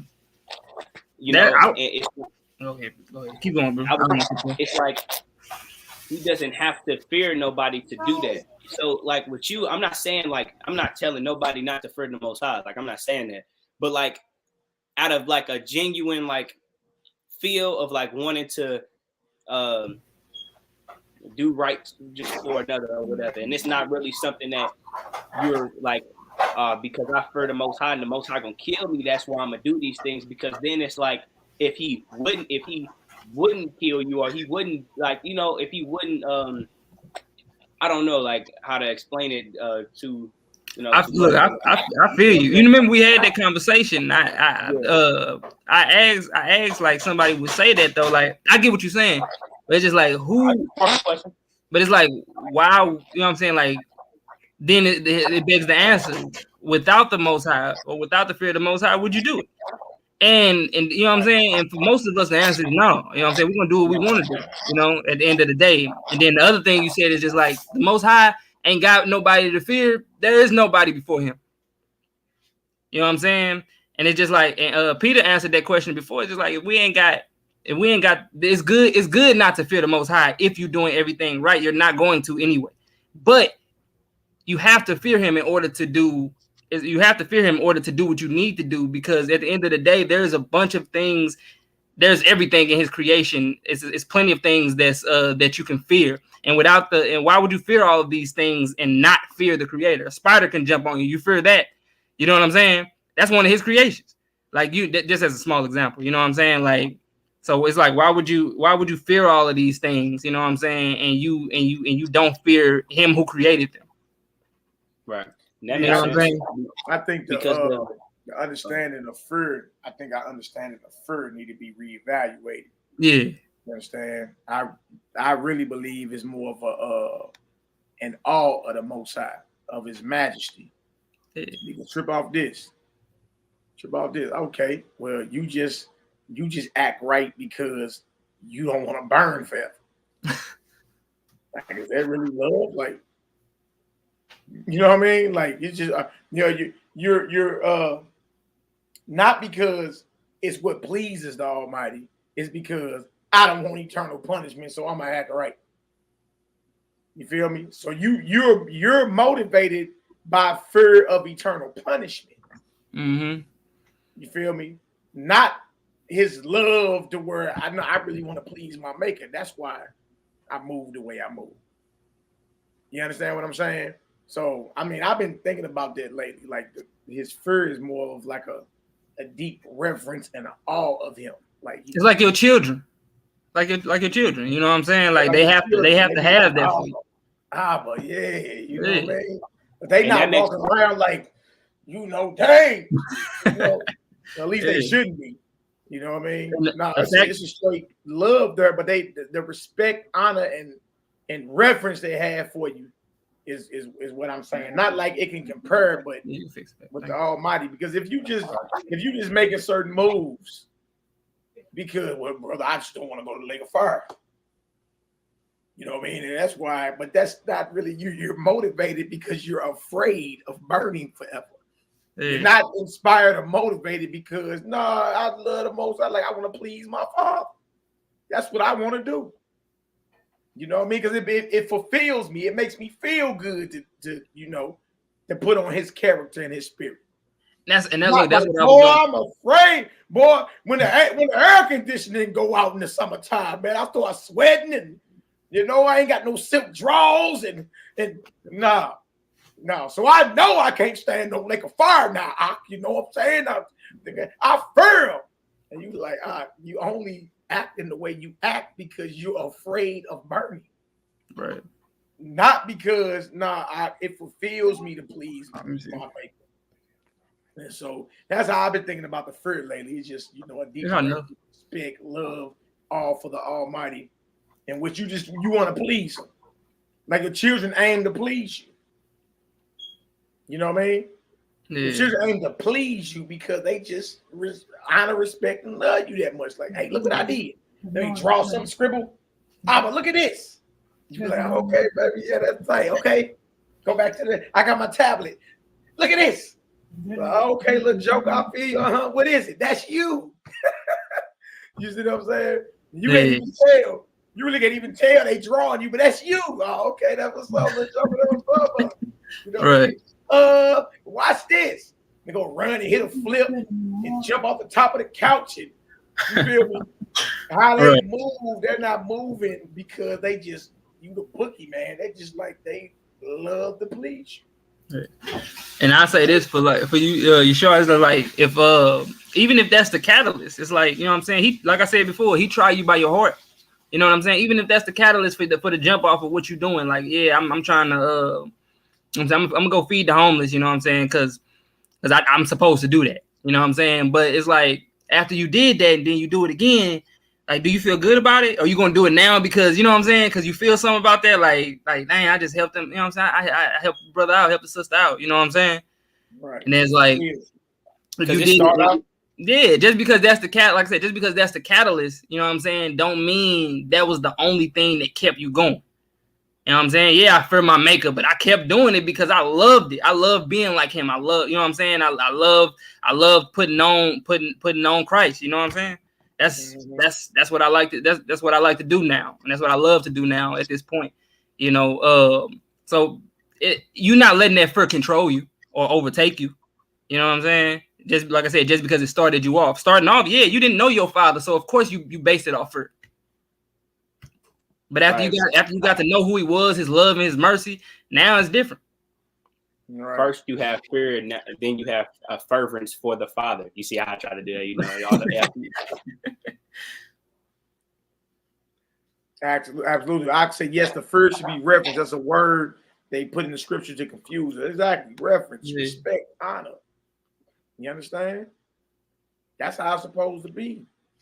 You know what I mean? You shouldn't be moving just because, man, I want to doing that, man, because I don't want to get my rear end roasted forever. You like, bro, like, no, you supposed to be making the moves and move because you desire to, you understand, please them. It makes you feel good. Like, okay, yeah, And like my sister Anna just said, nothing more depressing than knowing you let the Almighty down. Nothing is more depressing. Boy, you can't even look yourself in the mirror. You understand? Yeah. You know what? At this point, I don't even be thinking about that. Just like we were talking about earlier, I don't even be thinking about that for myself. I'm like, if I do something wrong, the first thing that come to my head is fire. I'm thinking like, dang, you know what I'm saying? Like, Most High forgive me for that. I'm gonna get that together. Mm-hmm. You know, it's different. Yeah, because I knew, like, when I first was going through that, I had in my mind like dang, you know, like I'm condemned, you know what I'm saying? And right. I condemned, so it's like, hey, what? I remember the conversations we had. Yeah, bruh, I'm telling you, man, that stuff. But now, man, I be thinking in my mind, like, just for the, like you said, just for the sake of myself, for not, and like it, I still have that, like, dang, you know what I'm saying? Like, I just let it, but I try not to. I think in my mind, like, look, the person who you was 30 seconds ago is not the person you is right now. That's not an excuse to do wrong. I'm not saying it like that, but it do take a whole load off of your mind or whatever. Yeah. To like, it's like, man, you don't you're not subject to that. You know what I'm saying? Like right now, as I just spoke, after I just said what I said, that was just the past. Like I just moved my hand like that. Now it's in the past, and it's like to think like that. It takes like, bro, a whole lot of pressure off your mind. Like, dude, you just made a mistake. Instead of looking at your sins as like like burdens or whatever, look, they just like mistakes that you just made that we all have to learn from and we all have to grow from. Yeah, the lessons that you gotta learn, and you know, hey, don't open that door again, bro. Do it. Do it a different way or the best way, and that's motivated out of love and the desire to please your Father. Yeah, and that mistake might not even be for you. That's for the kingdom to come. You know what I'm saying? Because at the end of the day, somebody, as long as you know what I'm saying, throw it out there, can learn from that. Yeah. You know, I made that mistake for you. You know what I'm saying? Just so you don't make it. You know what I'm saying? And eventually, we all stop making mistakes. Hey man, and I remember, man, when I first got into the scriptures, like studying heavy. It's like around 2005, right? That's when I started. That's when I came out and started teaching, like 05, right? Hey, I remember I read the story boy in Numbers 15 about old boy picking up the sticks on the Sabbath. boy, and they was like, break them. I'm like, dang, that bro picked up some sticks and met the judgment behind it, boy. Boy, I'm telling you, if you don't learn how to balance out, boy, you best rather be like, boy, hey, I ain't moving on the Sabbath. I ain't moving. It ain't cutting on no lights. Boy. Hey, he got you more. Hey, bro, he got brick for picking up sticks, God. Dang. I hurried up and bought some fringes, boy. I'm like, man, I told my sister, I'm like, some ZZs on, some fringes, man. Look, I'm not gonna play with y'all, man. I'm like, dude, I begged my sister to buy me some fringes from Etsy, boy. Hey, and then I remember hey man, I'm like, dang, Cug got brick because he pissed. I'm like, wow. So if you don't know how to balance out, boy, what day is it? Sabbath. Shut up. Don't turn the TV on. Nigga, don't turn the furnace on. Don't turn the light on. Nigga, don't brush your teeth. Don't take no baths. He picked a stick up and got brick. Boy, I better not pick up this toothbrush. Toothbrush is like a stick. Technically, Hey, I got the bamboo toothbrushes too. You hear me? You you get getting two great. brothers like thick. Well, you looking out the window like Malcolm X was looking out there with that AK, boy, looking like, I hope ain't nobody looking through the window. All right. Boy, I'm trying to tell you, man. Hey, boy, hey, nephew over there brushing his teeth with a gun at the window, like, Man. Hey, look, but think though, had you know what I'm saying? Let's say that story played out, right? And then somebody said, yeah, he, you know what I'm saying? The sin is worthy of death, but I don't got the right to do that. You know what I'm saying? Because I done did a lot. That would have went way different. You would have got. You know what I'm saying? If you would have took accountability for all your sins right then and there, like all of Israel, or you know what I'm saying, just to not kill somebody. You know what I'm saying? That would have played out way different. Hey, our people got a mob mentality anyway, man. I mean, Yeah. once you see one person moving wicked, it's like this. I seen one little comedy skit, you know, say like if you're short, take off running.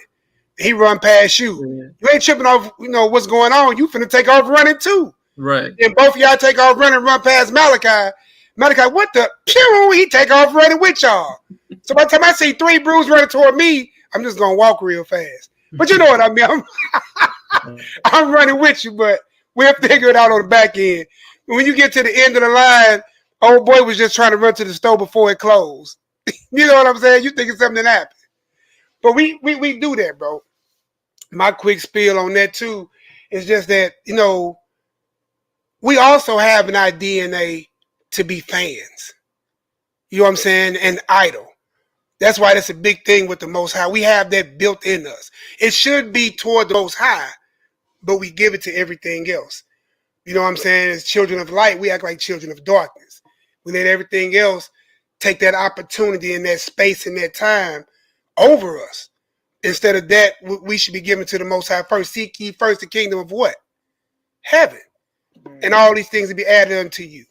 We read, you know, out of Matthew today. You know, people be going through some stuff, man. It's good to know that the Most High never leave you. Give it that anxiety, you know.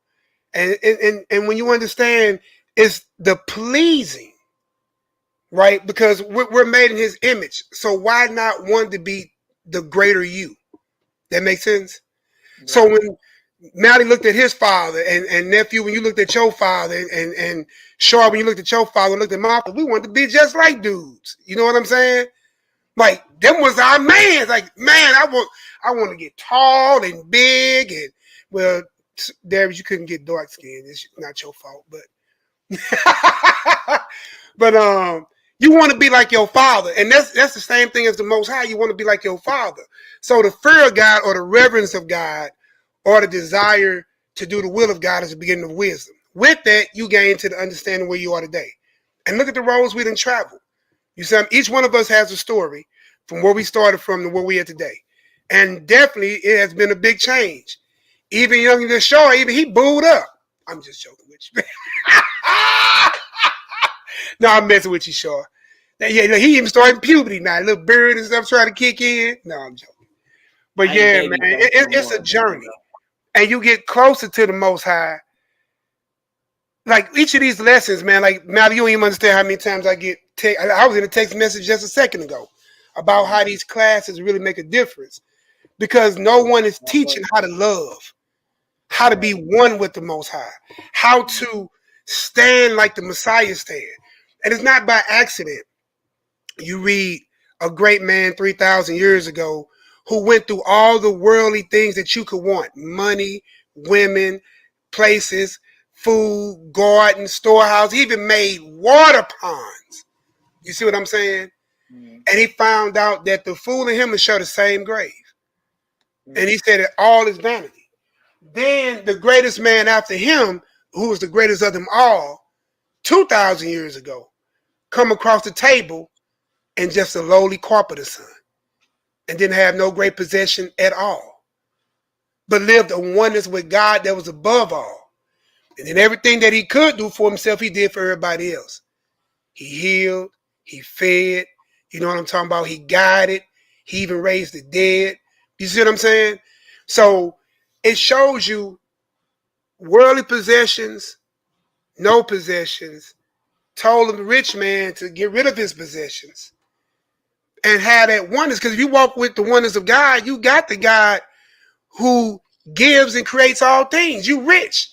But they call it kingdom finances. You know what I'm saying? Because we've been taught to, especially people who ain't never had nothing. So when you give us a little something, we gravitate toward that. You see what I'm saying? And that's why we get lost in that sauce. But we let all this world go, man, like that, let it go. We talked about that, last class we did. Right. Let it go. When you let it go, it ain't yours anyway, and you can't take it with you, and you didn't come here with it. So why even try to hold on to it? I'm not saying be foolish. Y'all know what I'm saying. You got to take care of your base.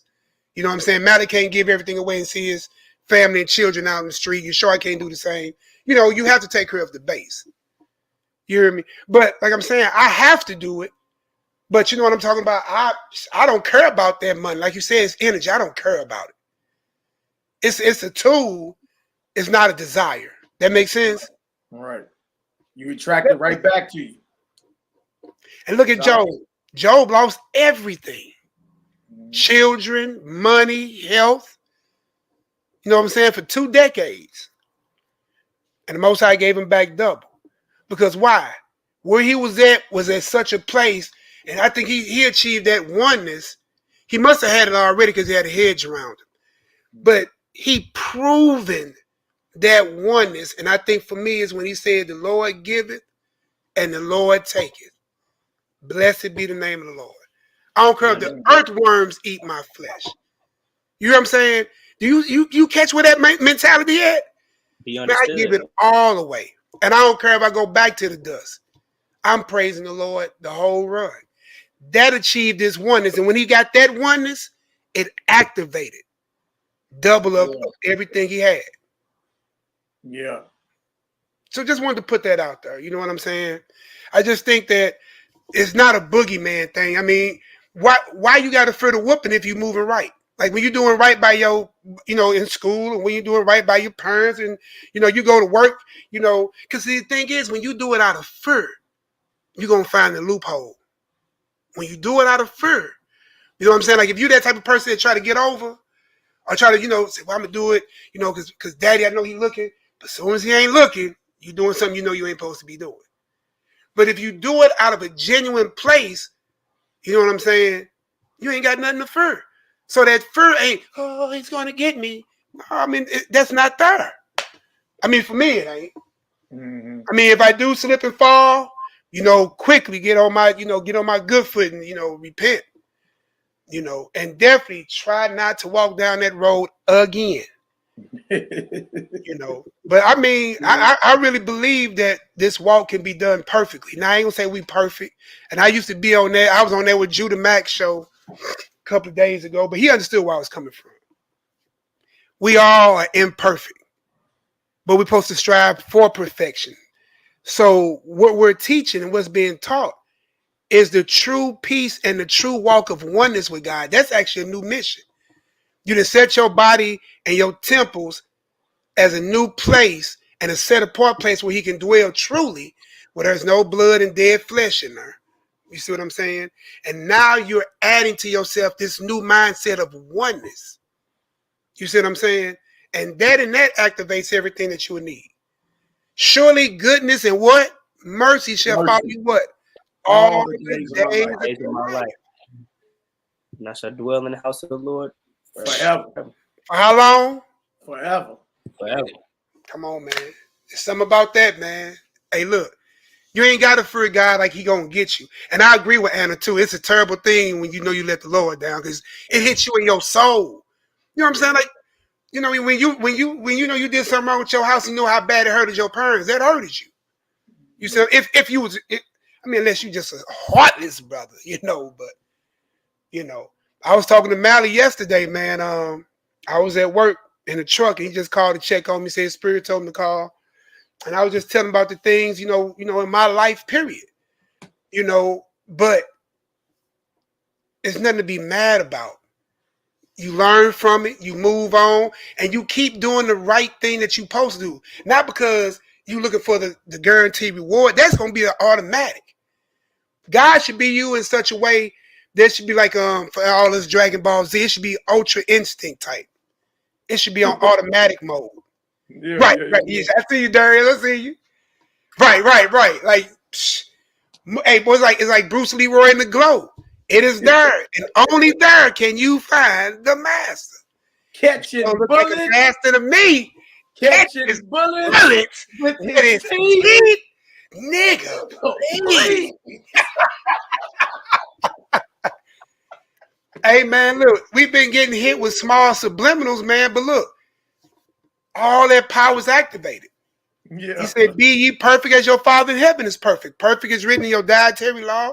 Perfect is written in the Deuteronomy laws. You know what I'm saying? Perfect is this. Look, go and sin no more. Not that you wasn't a sinner. If the seed of God be in you, then sin does not dwell there.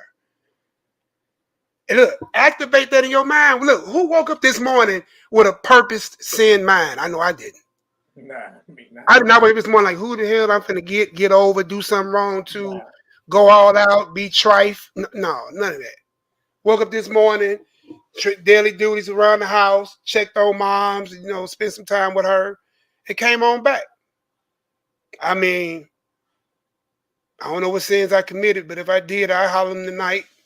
And the ones I did think about, I jumped those right out the mind quick. I'm telling you, one thing about them sins in your mind, jump them out. When they pop in, jump them out. I'll be driving. I see a car that pissed me off in traffic. Boy, the bus up. Lord, let me get that spirit of hate and murder out of my mind. Because that's what that is.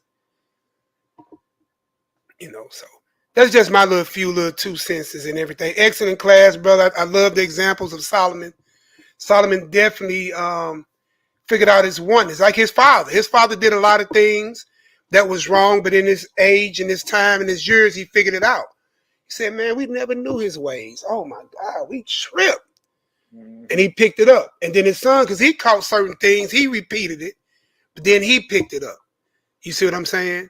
And all of us should be something different than today than we was 15, 20, and 30 years ago. That's right, Kila. Who's the master? The higher Asha. Yeah, buddy. But that's my little quick spiel, man. Hey man, it's always good to hear them jewels of wisdom, big brother. You already know, man. If you can, grab us a psalm or something, bro. Let us, by the time it's time to pray us on out, brother. All right, brother. Yeah, I got the young snipers. What y'all got, man? I'm already hip. I'm seeing your short face lighting up. I'm seeing Darius over there feeling real spiffy. You know what I mean? Like he about to spit some colloquialisms. Come on with them colloquialisms, boy. Your mind can fly to great heights, but your parrot nature keeps you pecking on the ground, collecting knowledge that burdens the soul. Go ahead, Bruce. I just thought that went with what you were saying, you know what I'm saying? We was talking about Solomon, and then you saying like the repeating. You know what I'm saying? Like I said before, your mind can get sent to great heights. You know what I'm saying? Because that's your God nature. That's your Yah nature. You know what I'm saying? But like I said, your parent nature keeps you pecking and begging for knowledge. You know what I'm saying? That burdens your soul. Like you don't need all of that. You don't need all of that to do what you told to do by your father. You don't need all of that. You know what I'm saying? To love somebody. Hey, it's simplicity in Yahshua HaMashiach. You hear me? Right. Simplicity. Just that it. It's just it. We children, he's father, we obey. I mean, he's the creator. Who you are? I mean, like, you'll accept arguments from your children. You're a father. You see what I'm saying? You give them guidance, give them wisdom. And guess what? You set them about their way to play all day long. And then you got to reach down and put a little correction in there. But once you've done that enough, guess what happens? They don't even fall at that no more. Boy, Mally is quick on these catches, boy. Yeah, I see him too. And we've been getting Russian attack hits on Czechoslovakia. Yeah, right. Big brother. But you got something you sure? You want a few words Yeah. or whatever, and then I'll hit that Psalms 9 on the way out. I got you. Yeah, look, my whole spiel is, man, look, just stay true to your maker. Keep your intentions pure and remember what you in it for. Yeah, you see, I just tried to, But Pure, yeah, keep your in it for. Yeah, just keep your intentions pure. Remember what you in it for, man. This is not about gratification. This is from man. This is not about pleasing others. This whole thing is about working towards spiritual perfection. You know what I'm saying, and being just in the sight of the Creator. Mm-hmm. You know what I'm saying? Yeah, this is it's a revolution, man. You know what I'm saying? I ain't trying to get The revelation of the revolution. Revelation of the revolution, man. Yeah, I know you like that, man. From the destitution, from the destitution, and the best solution is evolution. Mm. And don't elude yourself to false illusion. See, we're on a quest to. We're on the quest to be our best, to pass any test, to walk in oneness. Mm-hmm. Oh, bars! Yeah. But I got one more that I you know what I'm saying, I'm working on myself. It say when walking alongside two men of different natures, right? Both good and bad. Say both should become your teacher. Look at the good points of one and imitate them. Look at the bad points of the other and correct them within yourself. That's something I'm working on with, you know what I'm saying, with myself. It's one of the little things I'm working on within myself, you know what I'm saying, when I'm just being around my fellow man, period, you know what I'm saying? It's definitely enough to teach you. You live in both day and you live in night. Right. You see the rising of the sun and you see the going down of the same sun. So you live in both worlds. Right. Christ never prayed us out of the world. He would say, I pray for them because they are in the world. You see what I'm saying? So he never tried to pull us out, you know what I'm saying, because of the fear of the things that we have to endure while we're here. But how we navigate through those things while we're here. Mm-hmm. You know what I'm saying? That will bring us to the perfected level that we need to be with Hamashiach and our Elohim. Boy over there speeding, you finna crash, you gotta take you off the road. One more thing. Go ahead, Shaw. See, I just had this. See, it's a revolution, and the best solution. Look, and the best solution is to execute this flesh polluted death we chewing. There we go, man. No bars. no meat bar. Plant bars. Plant bars. All right, y'all. We're gonna jump on this. Mal, you got something to say? I see you on mute. Took your mute off. No, I ain't on mute out. Okay. All right. Well, I'm gonna hit this Psalms chapter 9 with the Most High's permission. Let's pray on out. Let's get it done. Excellent class, man. And, hey, I'm with all y'all too. I love this fellowship. I love this family. I love this whole thing that we got. Just trying to walk one way. Look, I can be neighbors with all y'all. Because the mindset to be one with your Elohim will make us love our neighbors as ourselves. You see. All right. Psalms chapter 9, verse 1. I will praise thee, O Yahweh, with my whole heart. I will show forth all thy marvelous works. I will be glad and rejoice in thee, and I will sing praise to thy name, O thou most high. When my enemies are turned back, they shall fall and perish at thy presence. For thou hast maintained my right and my cause. Thou sattest in thy throne judging right. Thou hast rebuked the heathen.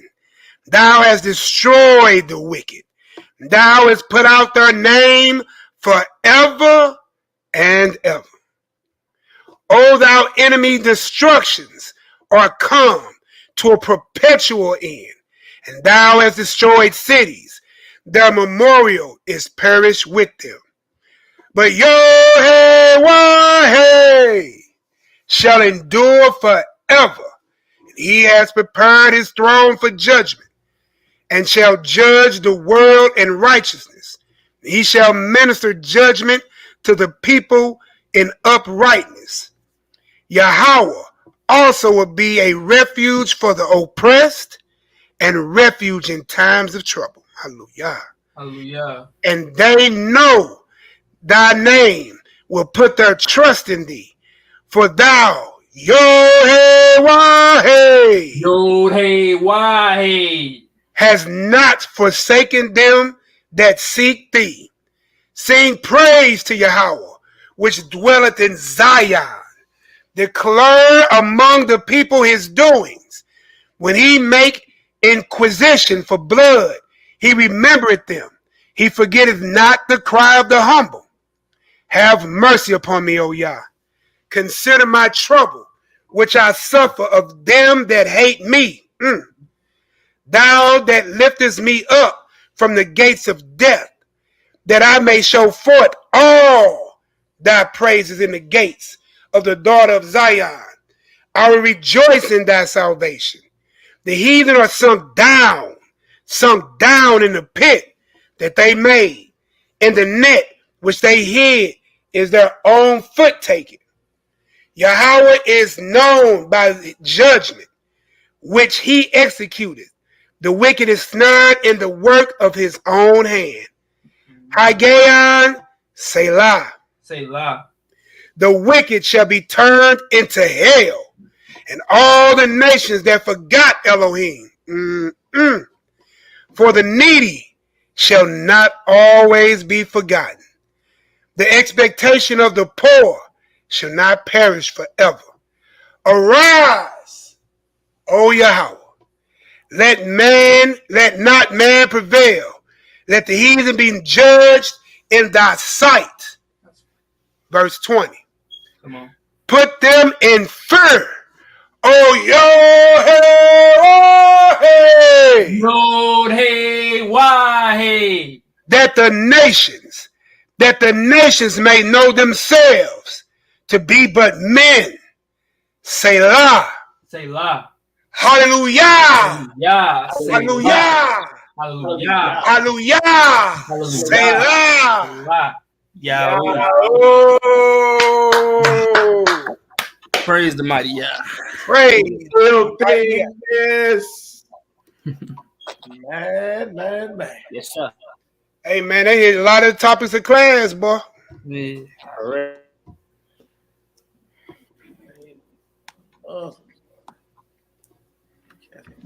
Games today, these Russians. I know. I just got one. I know. We got the Russian attacks. Man, oh we. No, praise man, the Lord, blessings to the to Most High, everyone. God. Hallelujah. Hallelujah. Abundant blessings, peace, love, light, healing, and balance. And wisdom, healing, love, abundance, protection, peace, and righteousness. To all the brothers and sisters, you understand, all the brothers and sisters as part of this brotherhood and sisterhood of light. Also, love and peace to the hearts and minds of all our enemies. You understand? Traverse the perfected path, ascend Jacob's ladder. You know, children of light is different. You know, there are laws for Israel, but there are higher laws for the children of light. Which one?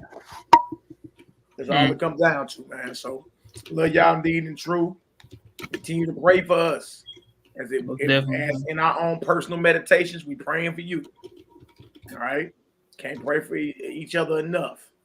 And you know, stay on that path. You understand? And look, again, every conversation, every situation you find yourself in, be determined. Be determined to display the character of your Father that the Messiah taught about. You see? And now you're on that perfected path. We all look everywhere from right out the KJV to the Nazarene Acts to the Clementine to the Gospel of the Nazarenes, you know what I mean? All over. They all speaking about the perfected path. All right, how to achieve oneness with our Father. Right? So look, man, we love y'all indeed in truth. We about to get on up out of here. Y'all stay focused. If y'all need us, give us a call. prayers, whatever got to go out, and it's got to happen. All right. Well, y'all indeed in the truth. Y'all got anything last y'all want to say? Don't stop till you eat not. Stop till you see Yah. Hey, all y'all have the promised victory, y'all. There is nothing that neither one of y'all cannot achieve in this lobby. Seriously, there is nothing that none of y'all can achieve. All of y'all are one step closer. Everybody is right at their breakthrough if they have not already broke through. You see what I'm saying? Like, evaluate your life today from just 2 months ago, a year ago. I know I'm in a better place. I'm talking about, I was talking to my daughter. I put a post up on Facebook, right? The only way to find that true peace is to master your inner peace. I See what I'm saying? Mm-hmm. And yesterday, right, I was talking to one of the sisters, Finesse. I was talking to her, checking in on her, seeing how her and the family was doing. And I was getting some last minute things, and these people, I was getting stuff for my sister, and they charged my one card. They said it was declined, right? Then they charged my other card. It went through. So I'm walking outside, right? And somebody said, just check the bank thing, right? I walk back in there, and Finesse is here right here. She right here, Finesse Williams, on the phone with her. And walked back in the store. And I told the lady what had happened. She went and got the manager. I told her, I ain't mad at you, ain't on nothing. You know what I'm saying? I just want to, you double charge me. And the lady came there, and they was just amazed at how I was at peace and that. And I said, I don't know because I'm at a half a century. I don't know. I just don't have that in me no more. Why I just want to, all that wild and out don't make sense, man. You should be at peace at all time. My sister said, that's why I mentioned her name. She said, boy, I wish I can, I'm working on that type of peace. Like you wasn't faded at all. You know what I'm saying? Situations, boss jumped down to say something a little sly or whatever. Hey, give him a peace and a smile. You know what I'm talking about? Just it rolls off, bro. When you at peace within yourself, it rolls off. So if anybody going through anything, man, look, you already got the promised victory. Trouble's gonna last, but they won't last always. You feel me? And if the greatest man walked this planet had some hard times, rest assured you're gonna have your share of them too. Everyone in this room can't be doing that bad because everybody got access to light, roof, home, internet, YouTube. Somebody outside right now in 35-degree weather with none of what you have. Mm-hmm. I'm not saying that to look at them and be like, thank God, but really thank God though. You know what I'm saying? So, and look, and that's where also us being one with the Most High go out and help those type. I was just gonna say.